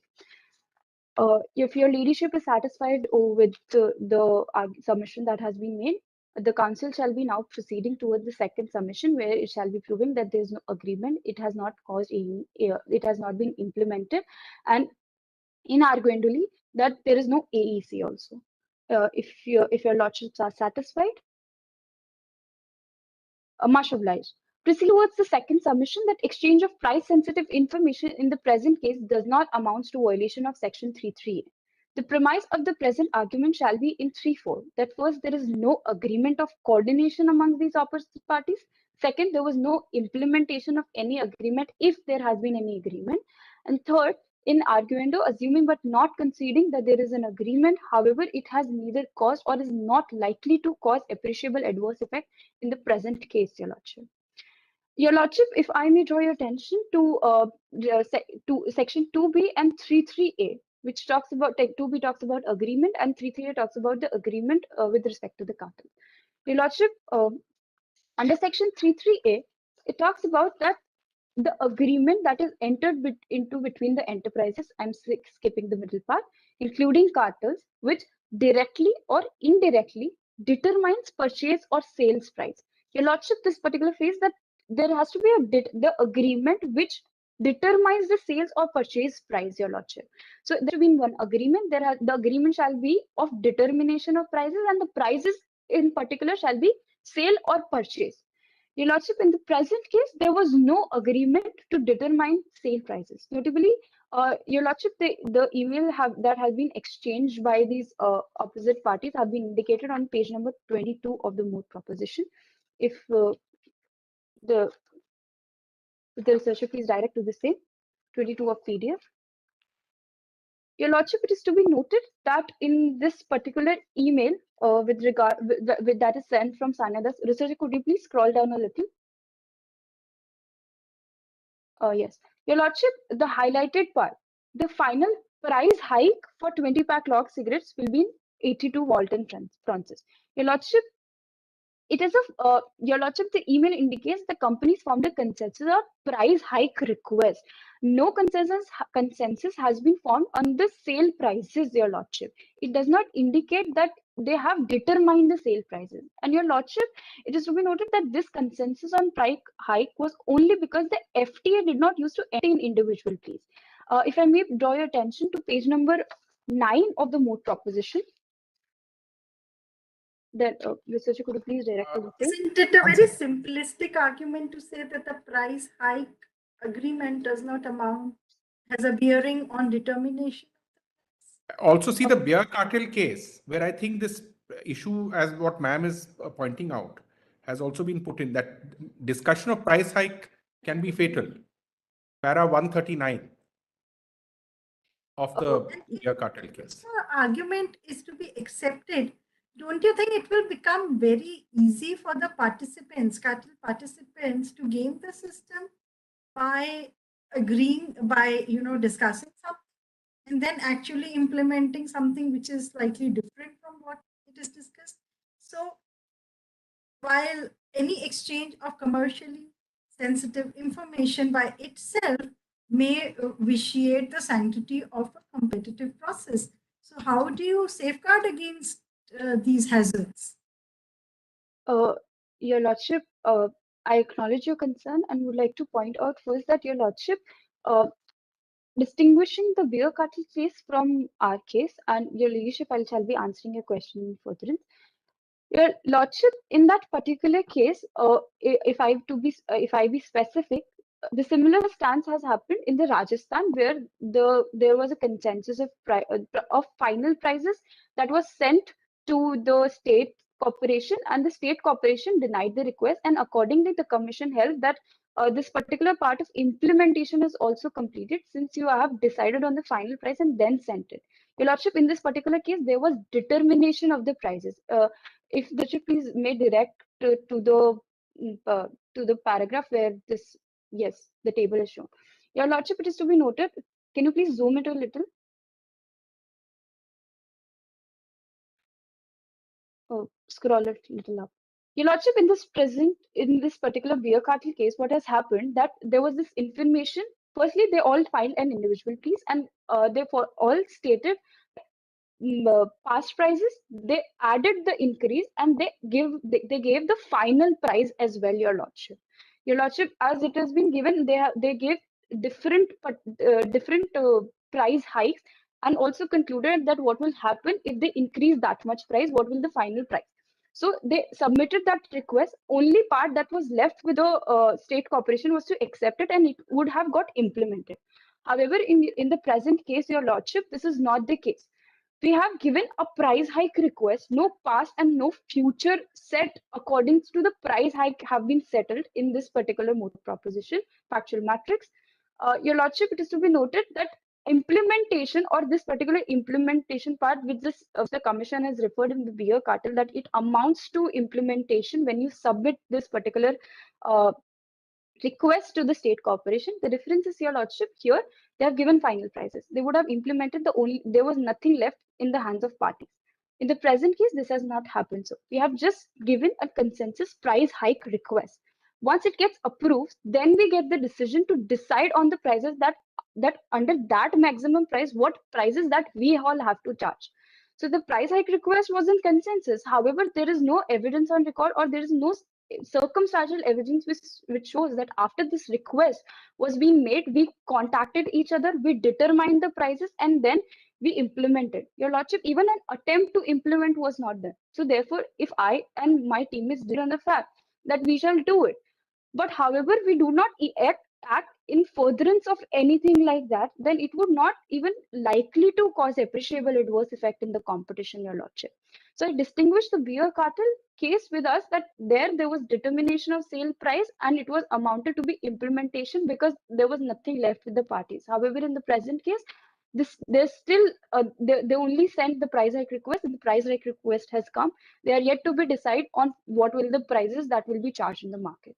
Your leadership, it is to be noted that in answering to your query that that we take the opportunity or everybody would take the excuse of such. Your Lordship, however, this consensus of price hike has never been into the history of competition of CCI as well, that the FTA itself demanded that you please come with the consensus on price hike.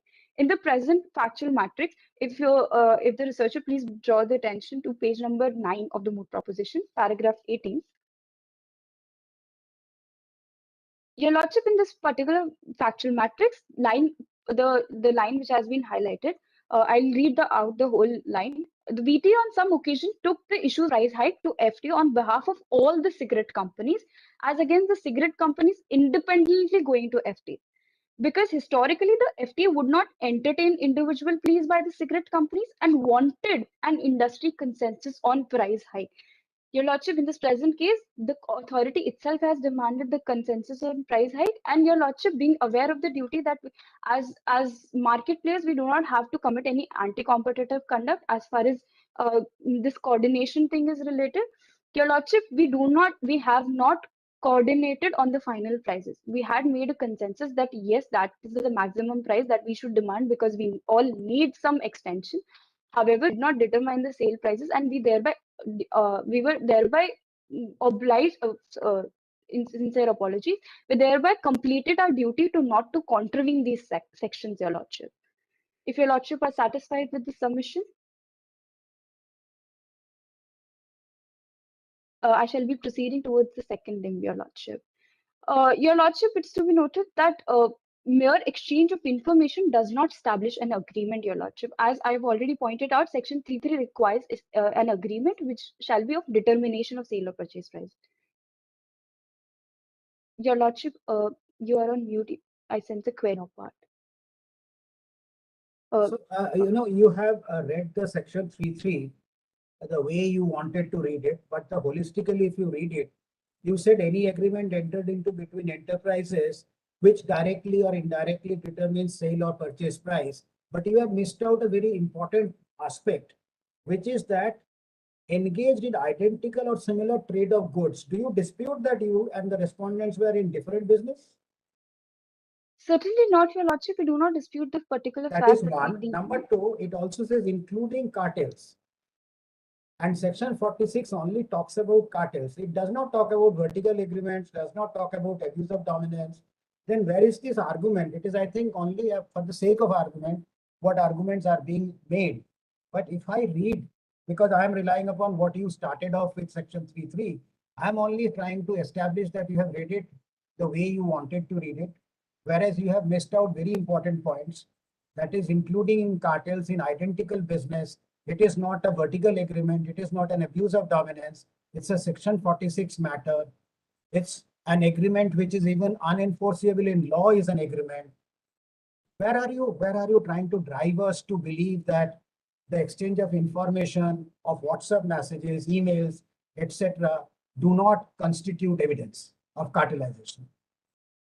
Your Lordship, the Council seeks sincere apologies if the Lordship I think that I have handpicked this particular provision. Your Lordship, it is to be noted that we are in identical business and we do not dispute that particular fact. And then about the cartelization, Your Lordship, section 3.3a, as your ladyship already mentioned, that under 3.3a there are specific cartels that are presumed as AEC, Your Lordship.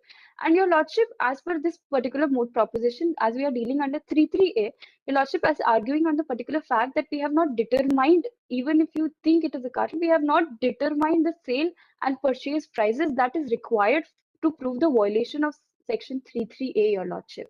And Your Lordship, I shall be... So even indirectly, if I may interrupt, so because I hope you have accounted for the word indirectly determines, as my learned had pointed out.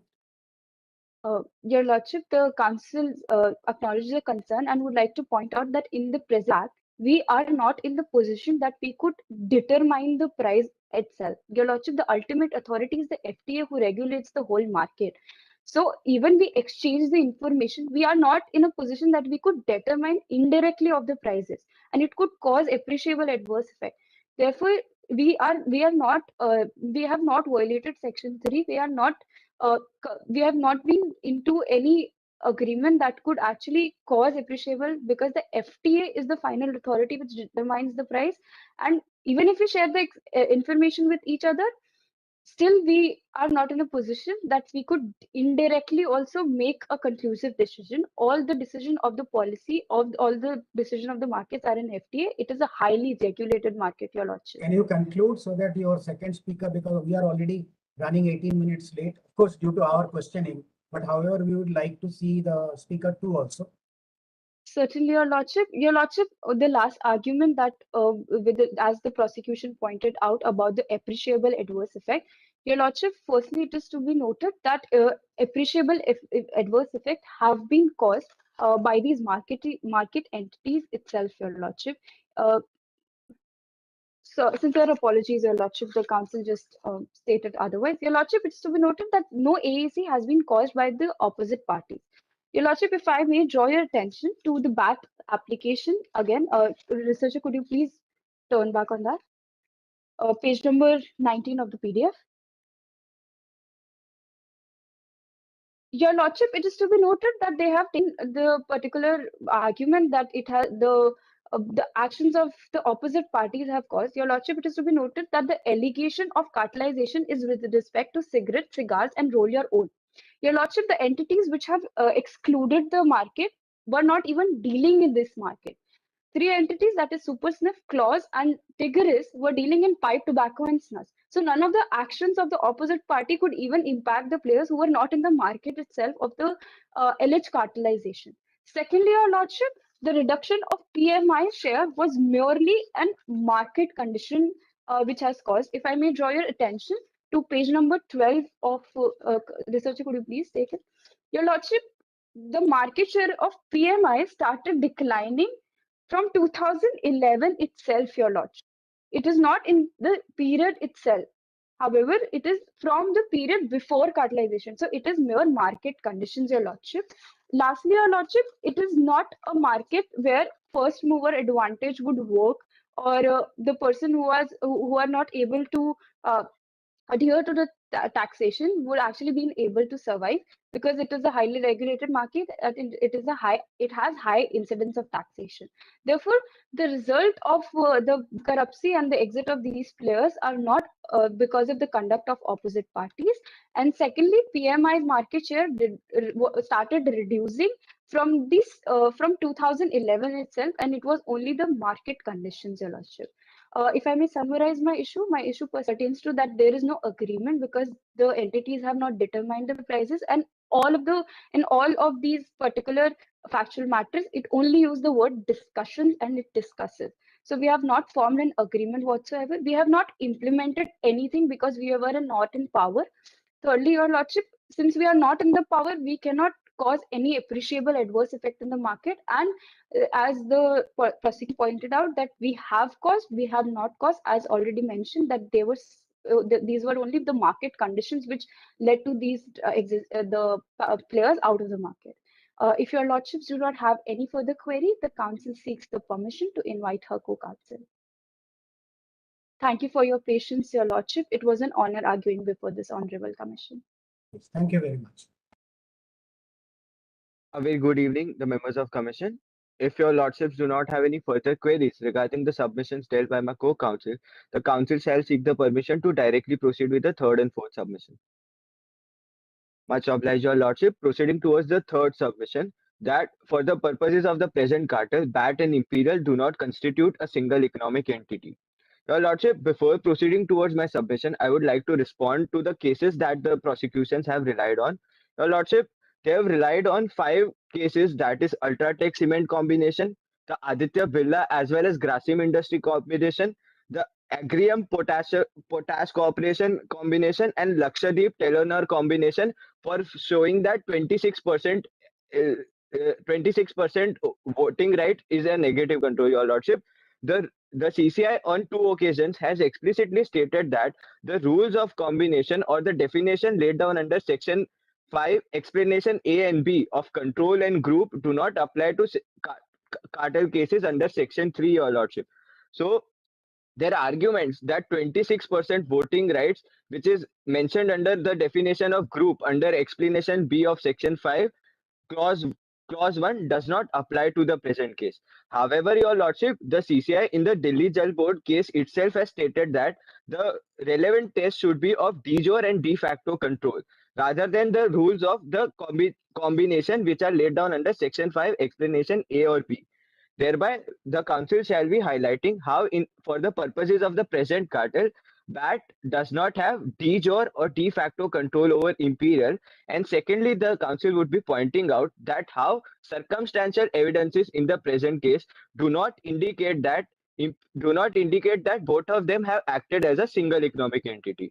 So our argument is based on 2 limbs. The first limb being that the BAT does not have de jure or de facto control over Imperial, and the second limb being that Imperial has not participated in the cartel, as no circumstantial evidences in the present case indicate Imperial's participation in the cartel. So proceeding towards my first limb of the argument, that BAT does not have de jure control over Imperial. Your Lordship, the Honorable CCI in the case of New India Insurance as well as Delhi Jal Board stated that when a holding company has more than 50% control over the company being controlled, then it shall be considered as a de jure control over the company being controlled. Your Lordship, the rationale behind stating the same is that as per Section 2, subsection 87 of the Companies Act, only the company in which holding company exercises more than 50% ownership and has the power to appoint majority of the board of directors can only qualify as a subsidiary of that holding company. And in the present case, if Your Lordship, if you may please refer to appendix number 3 on page number 17 of the moot proposition. If the researcher may please highlight the same on the screen. Page number 17 of the moot proposition. Your Lordship, page number 17 is the approval of consolidation between BAT and Imperial, which the paragraph 1 clearly showcases that BAT only has 40% stake in Imperial Volta Limited and it has only the power to appoint 2 out of 5 directors, Your Lordship. Thereby, it cannot have de jure control over Imperial as it has less than 50% ownership right and it does not have the power to appoint majority of the board of directors. If Your Lordships do not have any further queries regarding the de jure control aspect, then the Council shall be proceeding with de facto control.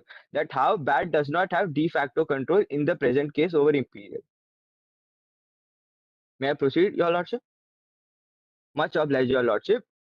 Your Lordship, the Honorable CCI in the Delhi Jal Board case laid down two exceptions in that scenario when 2 entities cannot constitute a single economic entity.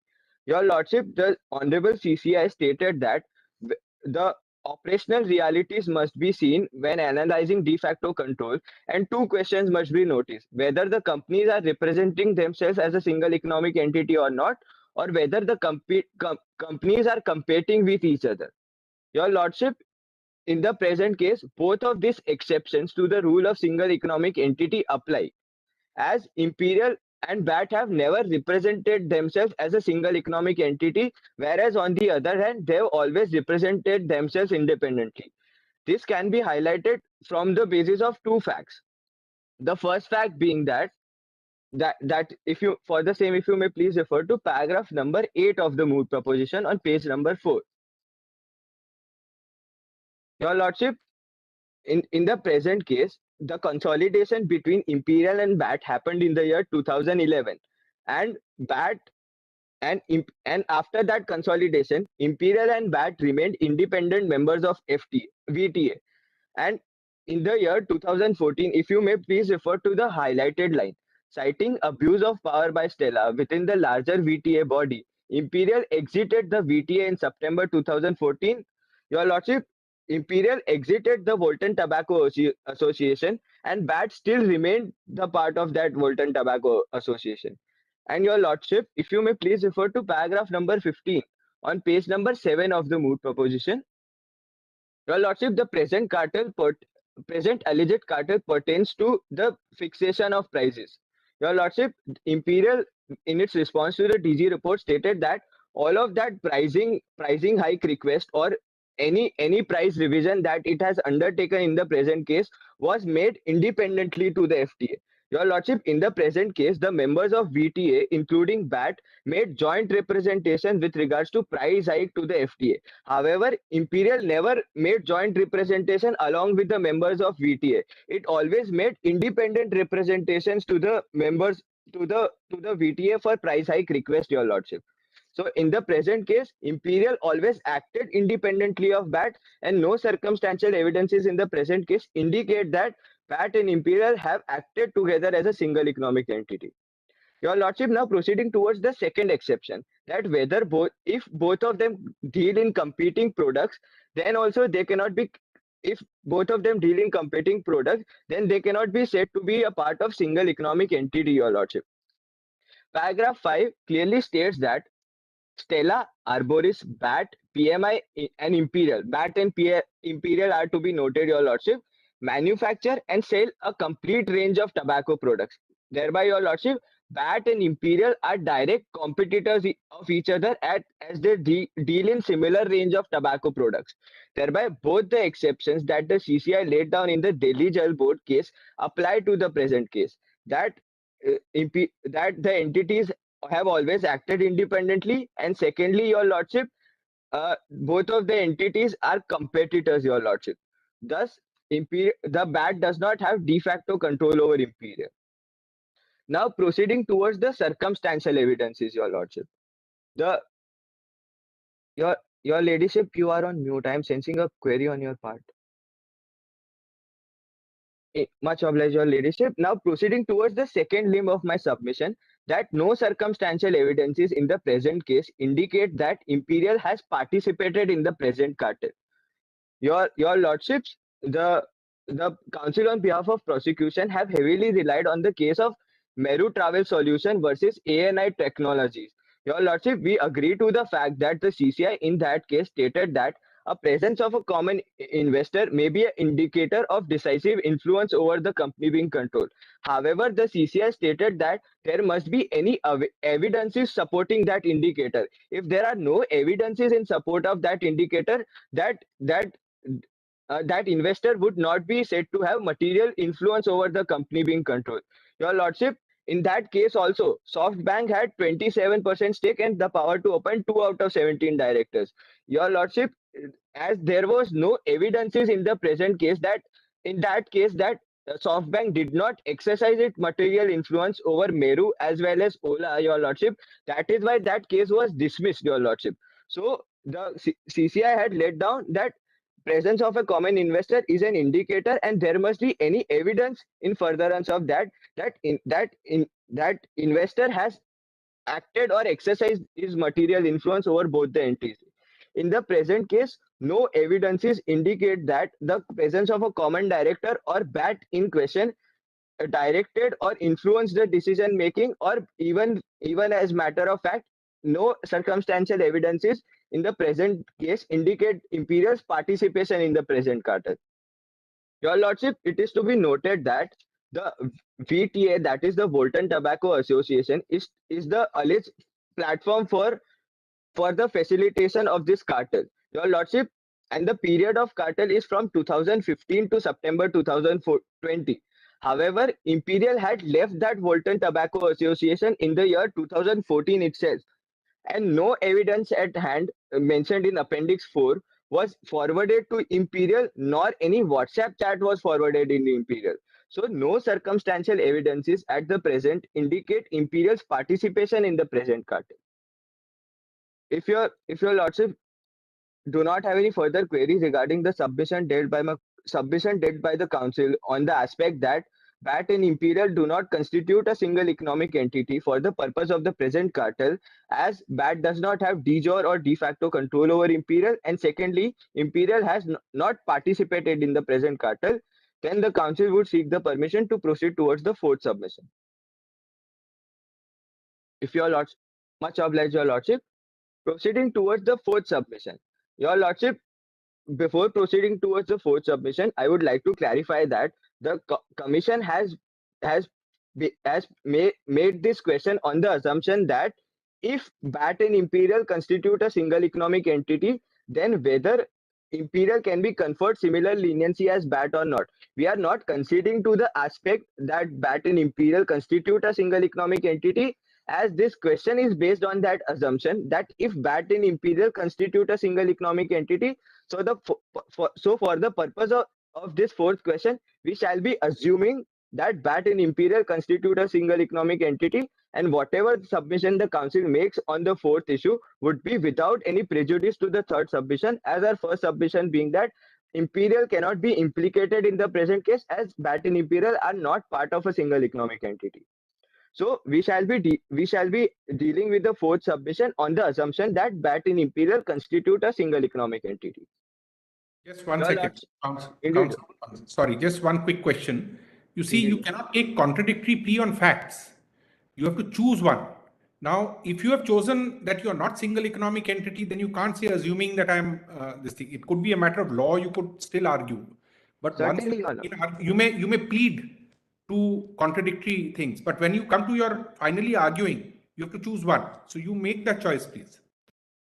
Your Lordship, the Council acknowledges a kind concern and would like to point out that the Commission itself has made this a purely question of law, that when two entities constitute a single economic entity, whether the subsidiary, that is Imperial in the present case, can be conferred as similar amount of leniency as the holding company or not. So, Your Lordship, it is a purely question of law. That is why there has to be two contradicting stands, because the word if yes has been used. So it is based on the assumption that BAT and Imperial constitute a single economic entity. As the question is of that nature, we have to take that contradictory stance, but we do not admit to the fact that BAT and Imperial constitute a single economic entity. If your lordships may allow, your lordship, our fourth submission being that if BAT and Imperial constitute a single economic entity, then Imperial shall also be extended similar amount of leniency as BAT on BAT's successful leniency application. Your Lordship, our argument on this aspect is in two folds. The first ground being that the leniency application of a parent or holding company of a single economic entity shall extend to all the members of the single economic entity, and the second argument being that if Imperial is not granted similar amount of leniency, then principle of equal treatment shall be violated. Your Lordship, proceeding towards my first argument on fourth submission, that BAT's leniency application, by being the leniency application of the holding company of a single economic entity, shall be considered as the application of all the members of the single economic entity. Your Lordship, the rationale behind stating the same is the regulation itself. Your Lordship, the regulation 2(1)(b) of the lesser penalty regulation defines the term applicant, and the definition of the term applicant has been reproduced on the screen. Your Lordship, the term applicant under regulation 2(1)(b) states that applicant is an enterprise as defined in clause H of section 2 of the Act. Your Lordship, and as per section 2H of the Act, enterprise includes a person, either legal or natural, which acts either directly or indirectly through one or more of its unit or division or subsidiaries. So, Your Lordship, if two entities constitute a single economic entity, then they shall be considered a part of a single enterprise. And as the definition of an applicant requires an applicant to be an enterprise, so an leniency application is to be filed collectively on behalf of the entire enterprise and not on behalf of the members individually. Your Lordship, Counsel, I have a question. Certainly. Have you taken into consideration the amendment of August 2017 of the leniency regulations? Certainly, Your Lordship. So can you say that an enterprise necessarily will have to be an applicant, not an individual? Your lordship, it can be an enterprise can also be an applicant, and an individual can also be an applicant. But our point being So that in that circumstances, as my friend said, Mr. Sen, that on one hand you are saying that they are single economic entity. On the other hand, you are saying that they are not into cartel with BAT.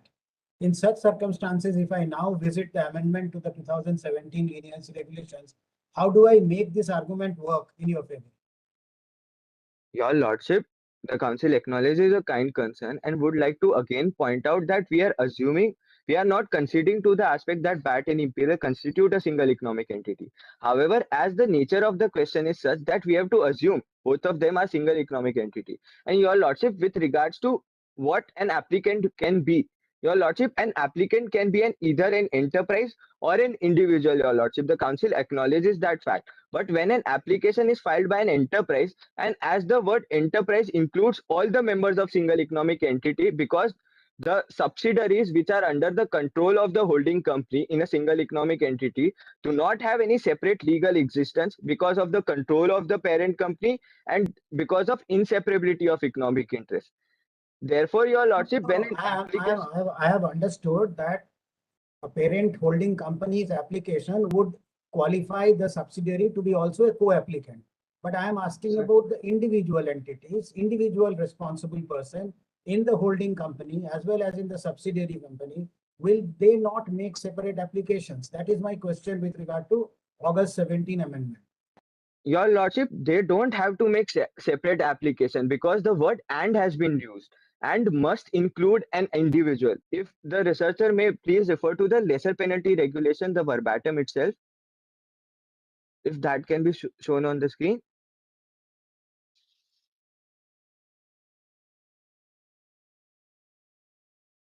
Your lordship, the definition of applicant means an enterprise as defined in clause H of section 2 of the act, who is or was a member of a cartel and includes an individual.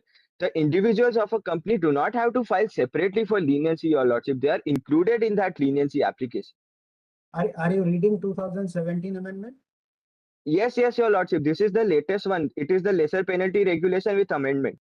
So is it a distinction that you are saying that under the new regulation, an individual can also come even though the enterprise may not have come, but once the enterprise comes, then the individuals again are also covered. Is this your interpretation? Your lordship, the council's interpretation being that whenever the company files a lesser penalty application, it will include its employee, your lordship. If their name is written in their application, that they will be covered under the ambit of that application. There cannot be a separate leniency application by an employee. They must be But included. why? Suppose an enterprise doesn't come and an employee wants to come who has been part of an cartel. So can such employee come or not? What is your interpretation of the reading of the law? Your lordship, if you may please allow me 10 seconds to think about the same. Much obliged, your lordship.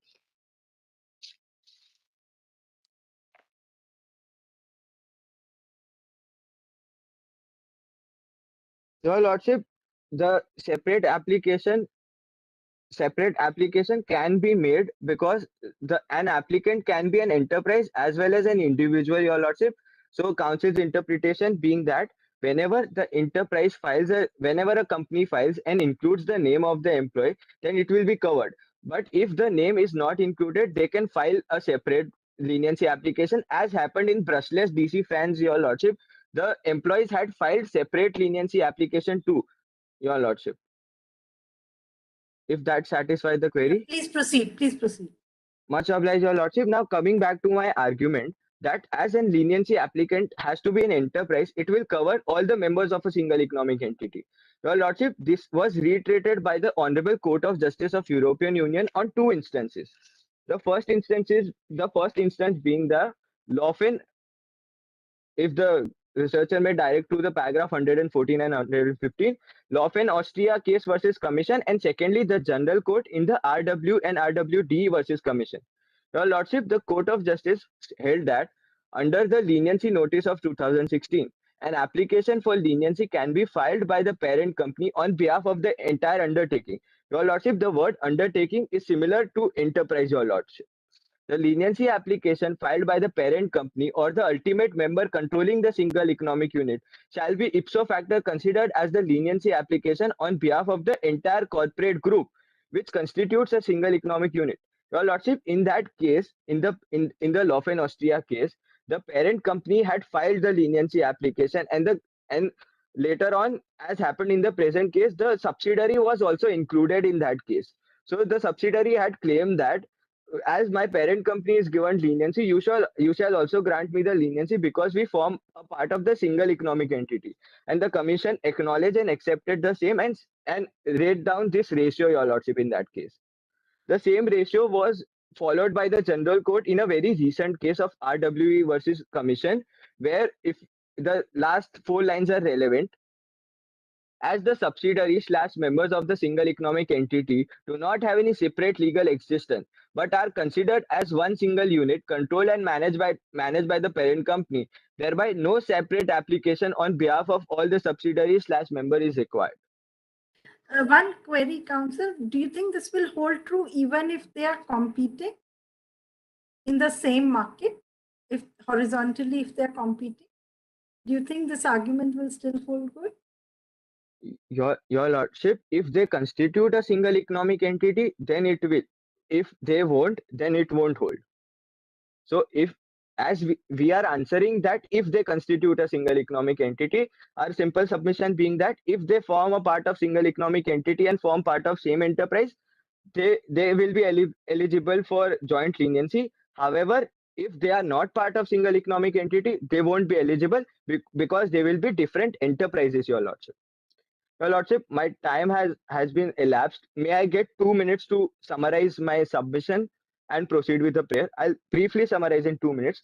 My second submission on fourth issue being that if similar amount of leniency is not given to Imperial, then principle of equal treatment shall be violated. Your Lordship, this principle of equal treatment is similar to Article 14 as laid down in our Constitution. Your Lordship, the Honorable Supreme Court in the case of Brahmadatta versus Union of India held that the provision of competition law or any regulation made in furtherance of that should not violate Part 3 of the Constitution. And similar provision is under Article 6, Clause 1 of Treaty of European Union, which states that antitrust regime of European Union should not violate their Charter of Fundamental Rights. And in furtherance of Article 6.1, the Court of Justice laid down the principle of equal treatment. And in the recent 2017 Spanish raw tobacco case, the European Commission applied this principle of equal treatment in single economic entity case as well as a leniency case, Your Lordship. Your Lordship, where the European Commission stated that all the members of single economic entity do not have a separate legal existence then of the enterprise which they are part of. Thereby, all the members of an enterprise shall be treated equally when they form a part of single economic entity and are proved to be placed on an equal footing. Differential treatment of members of single economic entity would amount to violation of principle of equal treatment. Your Lordship, in the present case, if we assume that BAT and Imperial are a part of single economic entity, and if similar amount of leniency is not granted, thereby if is not granted to Imperial on BAT successful leniency application, then it would also violate the principle of equal treatment, Your Lordship. Thus, concluding my argument on fourth submission, that if BAT and Imperial constitute a single economic entity for the purposes of the present cartel, then also Imperial shall be granted similar amount of leniency as BAT on BAT successful leniency application. If Your Lordships allow, the Council seeks the permission to proceed with the prayer. Much obliged, Your Lordship. Proceeding towards the prayer. Wherefore, in the lights of facts presented, issue raised, arguments advanced, and authority cited, the Council on behalf of the defendants most humbly prays before this Honorable Competition Commission of Volta that it may be pleased to hold, adjudge, and declare that, firstly, a leniency applicant can subsequently challenge the finding of violation. Thereby, OP2, that is Arboris, should be subsequently allowed to challenge the finding of violation. Secondly, the exchange of price-sensitive information for the purposes of the present cartel amongst the opposite party does not amount to violation of Section 3.3a. And thirdly, PAT and Imperial do not constitute a single economic entity for the purposes of the present cartel. And lastly, alternatively, Your Lordship, to the third pair, if BAT and Imperial constitute a single economic entity, then Imperial shall be conferred similar amount of leniency if BAT's leniency application is successful, and or pass any order, decree or judgment that this honorable commission deems fit in the interest of equity, justice, fairness and good conscience. For this humble act of kindness of the honorable members of the commission, the council on behalf of the defendant shall duty bound forever pay. Much obliged, Your Lordship. It was an honor arguing before this honorable commission.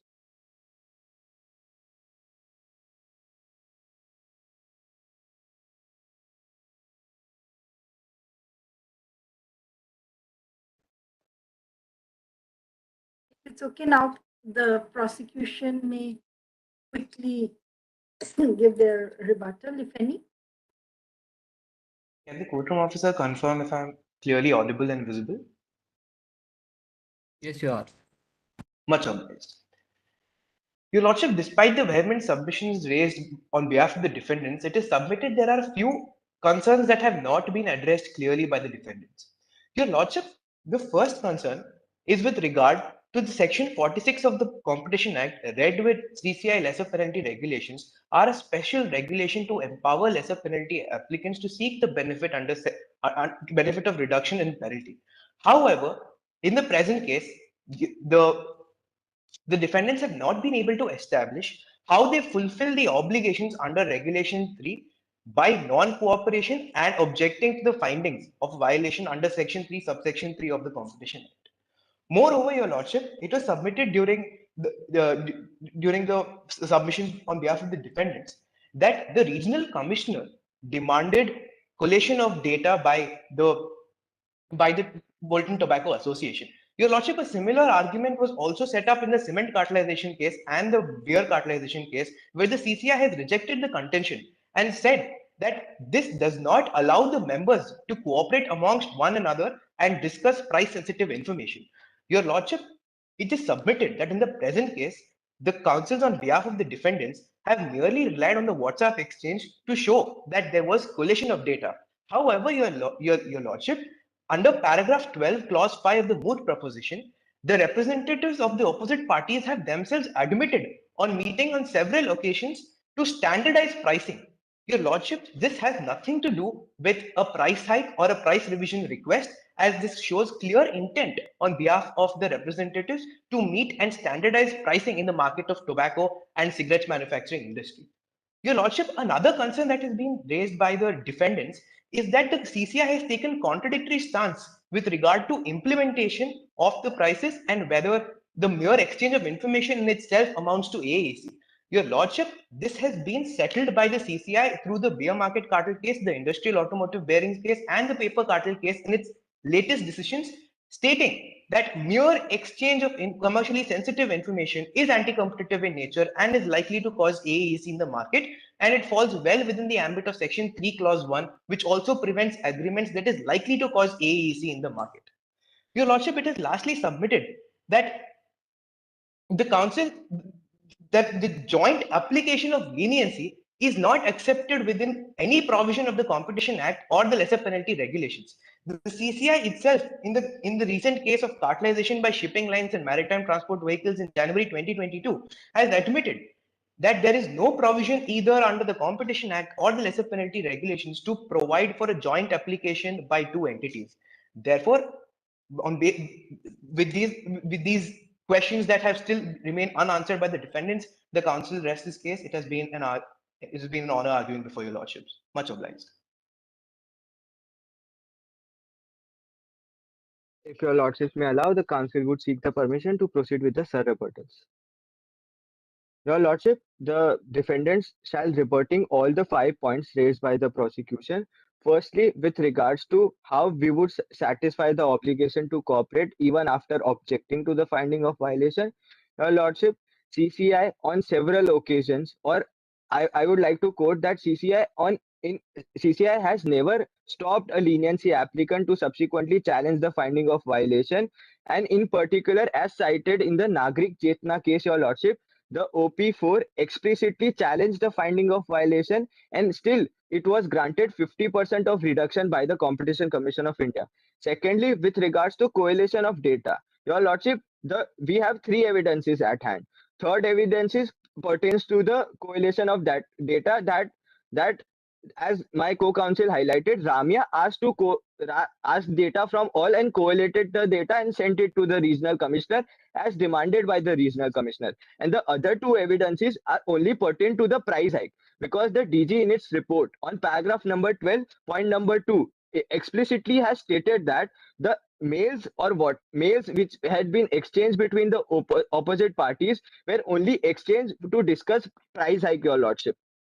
And thirdly, Your Lordship, with regards to the beer cartel case they have cited, Your Lordship, our first contention was that no agreement to determine directly or indirectly sales price has been done in the present case because our discussion only pertained to the price hike. We never determined the sales price.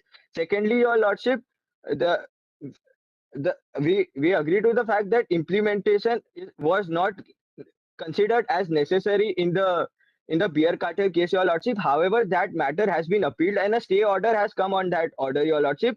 On the other hand, in the flashlight case as well as in the recent shipping cartel case, Your Lordship, the Honorable Commission checked whether implementation was done to see AEC or not.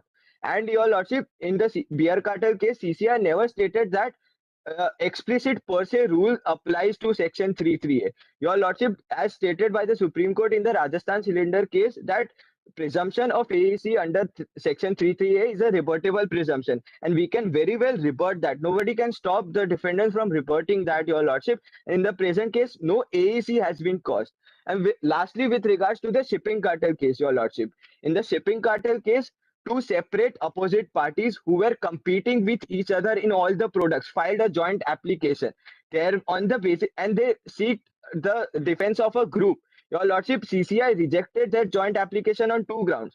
Firstly, they were competing with each other on all the products, and secondly, they claimed the definition of group. CCI stated that the definition of group won't apply, and you don't form a single economic entity thereby, and they don't form a single economic entity because they deal in competing products. Thereby, we won't be granting you joint application. And as stated by the council, the definition of applicant requires an enterprise. Your Lordship, enterprise will include all the members of single economic entity. So when competitors file, it won't be. But when single economic entity is there, the definition of applicant itself shall suffice because an enterprise has to be an applicant and not separate members. That concludes our sir reporters. Once again, Your Lordship, it was an honor arguing before this honorable commission. Thank you so much, judges. The rounds are over now. Now we would be taking all three judges to the breakout session wherein the judges can discuss about the round and then we will briefly give the feedback to the teams and then the final round should be concluded.